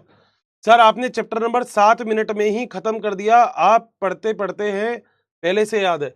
बेटा एक्चुअली क्या होता है, मतलब ये देखो अब 70-80 साल का मैं हो गया, 80 साल के आसपास का, तो मुझे याद हो गई चीजें। 85 साल का, सॉरी 80 साल का भी नहीं, 85 साल का। बेटा बिल्कुल सही बात है स्तुति। सर क्वेश्चन करवाओ और खुद बनाने के। बेटा नेक्स्ट क्लास में ले आऊंगा थोड़े से और क्वेश्चन। सर आप पॉडकास्ट दोगे क्या इस चैप्टर का? दे देंगे बेटा, कोई दिक्कत नहीं है। सर नीट में सिलेक्शन हो जाएगा, ऑप्शन क्वेश्चन है तो सेक्शन बी रिमूव हो जाएगा। बेटा अभी नहीं पता, कुछ ज्यादा मजा आ गया, बहुत बढ़िया सानिया। सर एक बार और साइको एस्को बेसिडियो ड्यूटेरो बता दो प्लीज प्लीज। बेटा बताया ना, एक बार लेक्चर देख लेना, फटाफट से सारा काम हो जाएगा, कोई क्या टेंशन लेता है। इजी चैप्टर, मजा आ गया, बहुत बढ़िया। बेटा एस्कोकार्प की फ्रूटिंग बॉडी को, एस्कोकार्प फ्रूटिंग बॉडी है, बेसिडियोकार्प फ्रूटिंग बॉडी है, तो फ्रूटिंग बॉडी को एस्कोकार्प ही बोल रहा है, तू खुद ही बोल रहा है ना ललित। आज हॉलीडे है बेटा? नहीं, all clear sir, thank you so much Anjali, आप हमेशा क्लास लिया करो, थैंक यू हरि प्रजापति। अच्छा एक छोटी सी बात पूछूं क्या? एक छोटी सी बात, सच में बॉटनी में बोरिंग है क्या? सच में बोरिंग है क्या बॉटनी? देखो तुम लोग बोरिंग बनाओगे तो बात अलग है भाई, मुझे तो बोरिंग लगती नहीं है, मुझे तो बिल्कुल बोरिंग नहीं लगती। अब ये बताओ नेक्स्ट चैप्टर चालू करवा दूं क्या? अच्छा चलो एक काम और करते हैं, एक काम और करते हैं, एक काम और करते हैं, ठीक है। एक और चैप्टर है, नाम है सेल डिवीजन। क्या रिकैप रिकैप चाहते हो एक बार और? चलो नेक्स्ट चैप्टर नहीं चालू करवा रहा, क्या रिकैप चाहते हो? मजा तो है दोस्त। पता है मुझे मजा क्यों आता है? मतलब मैं ना कभी इन चीजों से डरता नहीं हूं। मुझे लगता है कि ठीक है चैलेंजेस है, मान लो मेरे को कुछ नहीं याद आएगा तो तुमसे बोल दूंगा यार मुझे नहीं याद आ रहा, ठीक है। नो बेटा हॉलीडे बोरिंग हो गया, जल्दी बताओ। यहाँ पोल पे देखेंगे बेटा, वहां नहीं देख रहा मैं, पोल पे देखेंगे, पोल पे। बॉटनी इज इंटरेस्टिंग यार, बॉटनी इंटरेस्टिंग है, मतलब मुझे बड़ा मजा आता है आप लोगों के साथ लिटरली। और उस दिन बहुत मजा आएगा जब अलग सर के साथ आप मैं हम सब मिलेंगे, आपकी फोटो खिंचेगी, वो दिन तो अलग ही दिन होगा। नहीं मतलब मेहनत का फल तो मिलेगा ना, आप लोगों को भी मिलेगा ना, मतलब करोगे ना मेहनत तो मेरे साथ साथ करते रहना बस। बॉटनी दोस्तों फाड़ देंगे अपन, फोड़ देंगे फाड़ देंगे बॉटनी तो, ठीक है। 94% ने हाँ बोली है बेटा, 94% ने, तो अगर 94 ने हाँ बोली है तो एक बार तो करना ही पड़ेगा, ठीक है। चलो देखते हैं, देखते हैं बेटा, आज देखते हैं, इसको भी देखते हैं। अच्छा मैं भी देखता हूं मुझे कितना याद है। अच्छा ये तुम्हारे लिए नहीं, मेरे लिए भी चैलेंज है, सच में मेरे लिए चैलेंज है लिटरली। ये मेरे लिए भी चैलेंज होता है कि मेरे को याद है क्या, सच में मेरे को याद हो क्या, मतलब मुझे भी तो सोचना पड़ता है मैं कौन सा चैप्टर पढ़ा रहा हूँ, कौन सा है। चले देखे जरा, पक्का पक्का। अब देखो, अच्छा तुम बता देना कहीं पे गलत भी बोल दो तो बता देना मुझे, कहीं गलत बोल दो तो बता देना। नया चैप्टर अगली क्लास में चालू कर देंगे, कल से नया चैप्टर चालू कर देंगे, ठीक है। बीच में छोड़ना पड़ेगा फिर क्या मतलब है, 10-15 मिनट, 10 मिनट की क्लास है आज, वीडियो कॉल भी करेंगे इसके बाद, वीडियो कॉल, ठीक है। चैट बॉक्स ऑफ कर रहा हूं, मुझे बस थम थम दिल विल बना बना के दिखा देना, बस वो आपके दिख रहे हैं, ठीक है। आओ जरा,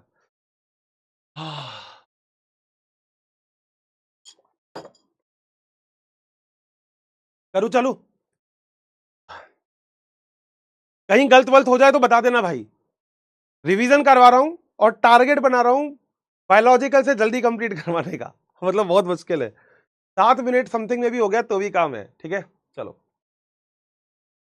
कोशिश करूंगा कोई इंपॉर्टेंट टॉपिक नहीं छोड़ूंगा, आप बता देना मुझे कि हर्षित सर कोई इंपॉर्टेंट टॉपिक छोड़ दिया था, दिल और यस कर देना बस, ठीक है। मतलब रिकॉर्ड है ये रिकॉर्ड चीज है, पता है nobody is doing, you and me is doing, बस यकीन 4.0 के साथ सब कुछ पॉसिबल है। आओ बेटा हम लोग बात कर रहे हैं सेल साइकिल और सेल डिवीजन की। सेल साइकिल का मतलब होता है जो चीज जहां से चालू होती है वहीं पे खत्म हो जाती है, this is called as a cell cycle. अगर हम सेल साइकिल की बात करते हो तो सेल साइकिल के अंदर दो चीजें होती है, जिसमें एक होता है माइटोसिस, एक होता है मियोसिस, एक और होता है जिसे हम बोलते हैं एमाइटोसिस, ठीक है। अगर हम कभी भी माइटोसिस की बात करते हैं तो यहाँ पे दो चीजें होती है जो सबसे इंपॉर्टेंट होती है, जैसे हम बोलते हैं इंटरफेज और दूसरी होती है एम फेज। इंटरफेज जो होती है इसे हम डिवीजन फेज बोलते हैं। जो इंटरफेज होती है उस इंटरफेज के अंदर तीन फेज होती है, G1, S और G2। G1 होती है 11 घंटे की, S होती है 8 घंटे की, G2 होती है 4 घंटे की। सही बात। जो इंटरफेज होती है इसमें G1 के अंदर सेल बहुत सारे काम करती है, आरएनए बनाती है, प्रोटीन बनाती है, एटीपी बनाती है, कई सारे काम करती है। एस सबसे इंपॉर्टेंट होती है क्योंकि इसमें डीएनए का रेप्लिकेशन होता है, सेंट्रियोल का डुप्लीकेशन होता है, हिस्टोन प्रोटीन का डुप्लीकेशन होता है। और G2 फेज के अंदर भी आरएनए बनेगा, एटीपी बनेगा, प्रोटीन बनेगा, मगर ट्यूबुलिन प्रोटीन सबसे इंपॉर्टेंट बनता है। इंटरफेज के अंदर एक फेज और आती है जिसे हम बोलते हैं G0 फेज, जिसे हम बोलते हैं क्योसेंट फेज। कोई भी सेल अगर एस फेज में नहीं जाना चाहती तो वो G0 फेज में चली जाती है। हार्ट सेल, नर्व सेल, ऐसी कई सारी सेल होती है जो कि डिवाइड नहीं करती, तो वो हमेशा G0 फेज में ही रहती है। पूरी बायोलॉजी के अंदर केवल एक ही सेल है जो कभी भी डिवीजन कर सकती है, कभी भी डिवीजन करना छोड़ सकती है, वो है पेरेन्काइमा सेल। याद होगा आपको। उसके बाद अगली फेज आती है जिसे हम बोलते हैं एम फेज। बेटा एम फेज का मतलब होता है डिवीजन फेज। एम फेज को दो फेज में डिवाइड करते हैं, कैरियोकाइनेसिस और साइटोकाइनेसिस। कैरियोकाइनेसिस का मतलब डिवीजन ऑफ न्यूक्लियस। कैरियोकाइनेसिस की चार फेज होती है, prophase, metaphase, anaphase, telophase. Prophase, nucleus membrane धीरे धीरे गायब हो जाएगी, न्यूक्लियोलस धीरे धीरे गायब हो जाएगा, सारे के सारे सेल गायब हो जाएंगे, सेंट्रियोल पोल की तरफ मूव करना चालू होंगे और क्रोमोसोम कंडेंस होना चालू होंगे, क्रोमेटिन मटेरियल। अगला होता है metaphase. M for metaphase, M for morphology. अगर कभी भी किसी भी क्रोमोसोम की मॉर्फोलॉजी की स्टडी करनी है तो मेटाफेज में करोगे। मेटाफेज में क्या होता है, स्पिंडल फाइबर के थ्रू जो सेंट्रोमियर होते हैं उसके ऊपर जो काइनेटोकोर होते हैं उससे क्रोमोसोम जुड़ जाते हैं और बीच में अलाइन हो जाते हैं। This is called as the metaphase. बोलो क्या पॉइंट क्लियर है? अगर मैं कभी भी आपसे मेटाफेज के बारे में बात करता हूं तो उसके बाद जो अगली फेज आती है उसका नाम होता है एनाफेज। जो एनाफेज होता है वो क्या होता है आप लोग जानते हो। जो एनाफेज होता है वो भी बड़ा इंपॉर्टेंट है, एनाफेज भी। और रीजन आपको पता है कि एनाफेज इंपॉर्टेंट क्यों है। एनाफेज में क्रोमोसोम के नंबर डबल हो जाते हैं क्योंकि सेंट्रोमियर का डिवीजन हो जाता है। This is exactly called as a prophase, metaphase, anaphase और टीलोफेज। ठीक है, ये रहा। अगर हम आगे की बात करें तो एनाफेज के बाद अगली फेज आती है टीलोफेज, जिसे हम रिवर्स प्रोफेज कहते हैं। न्यूक्लियस मेम्ब्रेन वापस से आ जाएगी, न्यूक्लियोलस वापस से आ जाएंगे, सारे के सारे सेल ऑर्गेनेल वापस से आ जाएंगे, क्रोमोसोम डीकंडेंस हो जाएगा। इसके बाद होता है साइटोकाइनेसिस। दो तरीके का साइटोकाइनेसिस होता है, एनिमल में अलग, प्लांट में अलग। एनिमल में बाहर की तरफ से अंदर की तरफ होता है जैसे हम बोलते हैं सेंट्रीपिटल। प्लांट में अंदर से बाहर की तरफ होता है जैसे हम बोलते हैं सेंट्रीफ्यूगल। एनिमल के अंदर माइक्रोट्यूब्यूल और माइक्रोफिलामेंट आके आ जाते हैं बीच में। ठीक है, मिड बॉडी बन जाती है। प्लांट के अंदर अगर देखा जाए तो फार्गमोप्लास्ट बनता है जो बाल में सेल प्लेट बनाता है। गोल्जी वेसिकल बीच में आ जाती है, एंडोप्लाज्मिक रेटिकुलम आ जाते हैं, फ्रेगमेंट ऑफ स्पिंडल फाइबर आ जाते हैं। ठीक है, माइटोसिस बहुत जरूरी होती है क्योंकि सेल का रिपेयर करती है। आपकी हाइट बढ़ रही है because of mitosis, per day बहुत सारी सेल्स बनती है, तो this is all about the mitosis. Mitosis में कुछ चीजें माइटोसिस को प्रमोट करती है, उसे हम बोलते हैं माइटोजन। जैसे आपको पता है बहुत सारे example, epidermal growth factor, cytokinin. कुछ चीजें माइटोसिस को रोकती है जिसे हम बोलते हैं क्या, बोलो, जिसे हम बोलते हैं माइटोटिक पॉइजन। वो माइटोजन थे। पॉइजन में जैसे साइनाइड हो गया, ये सारे के सारे एजाइड हो गया, ये सारे के सारे माइटोटिक पॉइजन है। अगला आता है दोस्तों मियोसिस। मियोसिस जो होता है वो भी बड़ा इंपॉर्टेंट है। और मियोसिस इंपॉर्टेंट क्यों है? मियोसिस इंपॉर्टेंट इसलिए है क्योंकि मियोसिस के अंदर रिडक्शनल डिवीजन होता है, एक सेल से 4 सेल बनती है मियोसिस के अंदर। अगर आप कभी भी मियोसिस की बात करोगे तो आप हमेशा याद रखोगे, जो बच्चे नए हैं बता देता हूं, मैं रिकैप दे रहा हूं, यू मत कहना आप बहुत तेज पढ़ा रहे हो, रिकैप है बेटा। अगर आप मियोसिस की कभी भी बात करोगे तो ये रहा मियोसिस, ये रहा मियोसिस।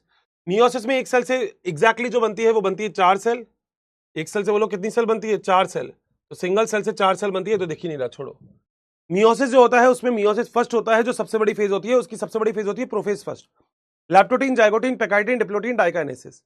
लैप्टोटीन में क्रोमोसोम न्यूक्लियर मेम्ब्रेन के पास में आके बुके स्टेज बनाते हैं, न्यूक्लियर मेम्ब्रेन गायब होने लग जाती है धीरे धीरे। जाइगोटीन, सिनेप्टोनिमल कॉम्प्लेक्स बनते हैं, होमोलोगस क्रोमोसोम आपस में पास पास आ जाते हैं। मैंने बताया था बाइवेलेंट, टेट्राड, डायड, सब क्लियर है। अगला है पेकाइटिन, रिकॉम्बिनेशन नोड्यूल बन जाएगा, रिकॉम्बिनेशन एंजाइम आएगा जिसमें एक होता है एंडोन्यूक्लियस, एक होता है लाइगेज, यहां से काट के यहां जोड़ दिया, यहां से काट के यहां जोड़ दिया। सही है। उसके बाद है डिप्लोटीन। डिप्लोटीन मैंने आपको बोला था लड़कियों के अंदर कई सालों तक की हो सकती है, क्योंकि आपको बताया था उसका रीजन भी।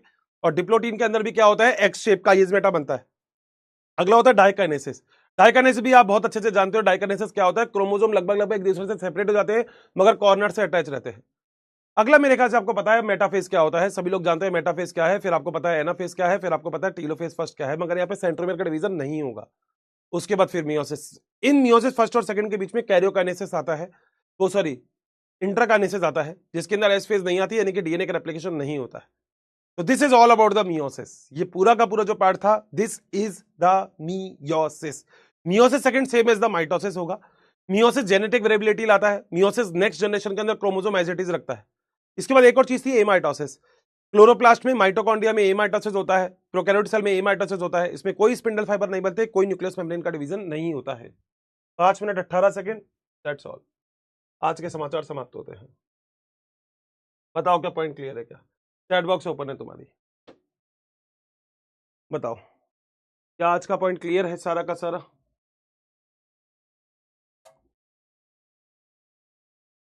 ये केवल तुम्हारे लिए भाई, देखो मेरा कोई फायदा नहीं है इससे, मगर ये केवल तुम्हारे लिए मैं मेहनत कर रहा हूं, बस केवल तुम्हारे लिए। जो सिलेक्शन चाहता है केवल उसके लिए मेहनत है बस, और किसी के लिए नहीं। आप खुद देखो दोस्त, अगर एक बार आप एक चैप्टर पढ़ते हो तो 4-5 घंटे लगते हैं, दूसरी बार पढ़ोगे तो 5 घंटे से कम लगेगा, तीसरी बार पढ़ोगे तो और कम लगेगा, चौथी बार पढ़ोगे तो और कम लगेगा। तुम्हारे सिलेक्शन के लिए मैं कुछ भी करूंगा, बस सीधी सी बात तो ये है। यकीन 4.0 बेटा, ये तुम अकेले नहीं हो, मैं तुम्हारे साथ हूं। मतलब तुम्हारे नाम के साथ अब मेरा नाम जुड़ रहा है, मतलब लिटरली बता रहा हूं। मतलब हर कोई ये बोलेगा तुमसे कि कौन पढ़ाता था बॉटनी, और जब सिलेक्शन होगा तब लिटरली अपन आग लगा देंगे एक बार दुनिया में। सही है? मतलब मजा आया नहीं आया कमेंट बॉक्स में जरूर बताना। और मेरे ख्याल से कमेंट बॉक्स में आप लोग एक्टिव रहते ही हो, तो आज कमेंट बॉक्स में बात करेंगे कम्युनिटी वगैरह में। इंस्टाग्राम पे प्लीज मैसेज वगैरह कर दिया करो, वो रिप्लाई में कर देता हूँ कभी कभी, मगर कभी भी डाउट नहीं पूछेगा कोई भी वहां पर, ठीक है? तो मेरे ख्याल से लगभग यहां तक सभी लोगों को बिल्कुल मेरी बात क्लियर है। Sir ji please VC call करो। ओम ठाकुर ले बेटा, तेरे को कर लेता हूँ लास्ट वीसी कॉल, ठीक है भाई? Sir concept very clear, thank you so much, God bless you Adiba, और you are the super hero. Sheetal तुम भी सुपर हीरो है बेटा। माइटोसिस क्या होता है? इक्वेशनल डिवीजन होता है। यू आर सुपर बेटा, वी आर सुपर। शिवानी हम सब बढ़िया है। हेलो प्रियांशी, बहुत बढ़िया। वीसी कॉल करो ओम ठाकुर, देखो कर दिया है दोस्त। सर आपने बोला था जब चैप्टर हो जाएगा तो आप 5 किंगडम वाली टेबल कराओगे। अच्छा टेबल नहीं हुई, अगली क्लास में टेबल ले आएंगे, ठीक है? अगली क्लास में टेबल ले आएंगे दोस्त, टेंशन नहीं। अंशिका क्या हालचाल? बहुत ही बढ़िया, लव यू दोस्त। वीसी करो ओम ठाकुर बेटा, कर लिया वीसी। देखो कितनी बार मैसेज किया तूने। वीडियो कॉल ओइजा प्रवीण अभी करेंगे तेरे को। सर मुझे आपके जैसा याद नहीं है बेटा, दोबारा बार बार पढ़ते रहो, बस चीजों को पढ़ते रहोगे तो सब कुछ याद हो जाएगा। आप हो तो सब पॉसिबल है। बोलो क्या पॉइंट क्लियर है? तो मेरे ख्याल से लगभग सारे के सारे लोगों को यहां तक बिल्कुल सारी बात बिल्कुल अच्छे से क्लियर होगी। हेलो क्या हालचाल? ओम ठाकुर क्या हालचाल? ओम बेटा मेरी आवाज आ रही है आप तक? थैंक यू सो मच बेटा, याद रखना। अच्छा रेटिंग वेटिंग तो तुम लोग दे ही देते हो ना, हम बस वो देते रहना भाई, ठीक है? देते हो ना रेटिंग तो। हाँ हेलो ओम क्या हाल चाल है?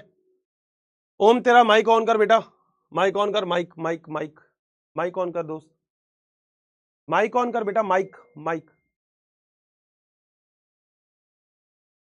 बेटा, माइक ऑन किया करो ना। तुम माइक ऑन नहीं करते तो मेरे को आवाज कैसे आएगी तुम्हारी?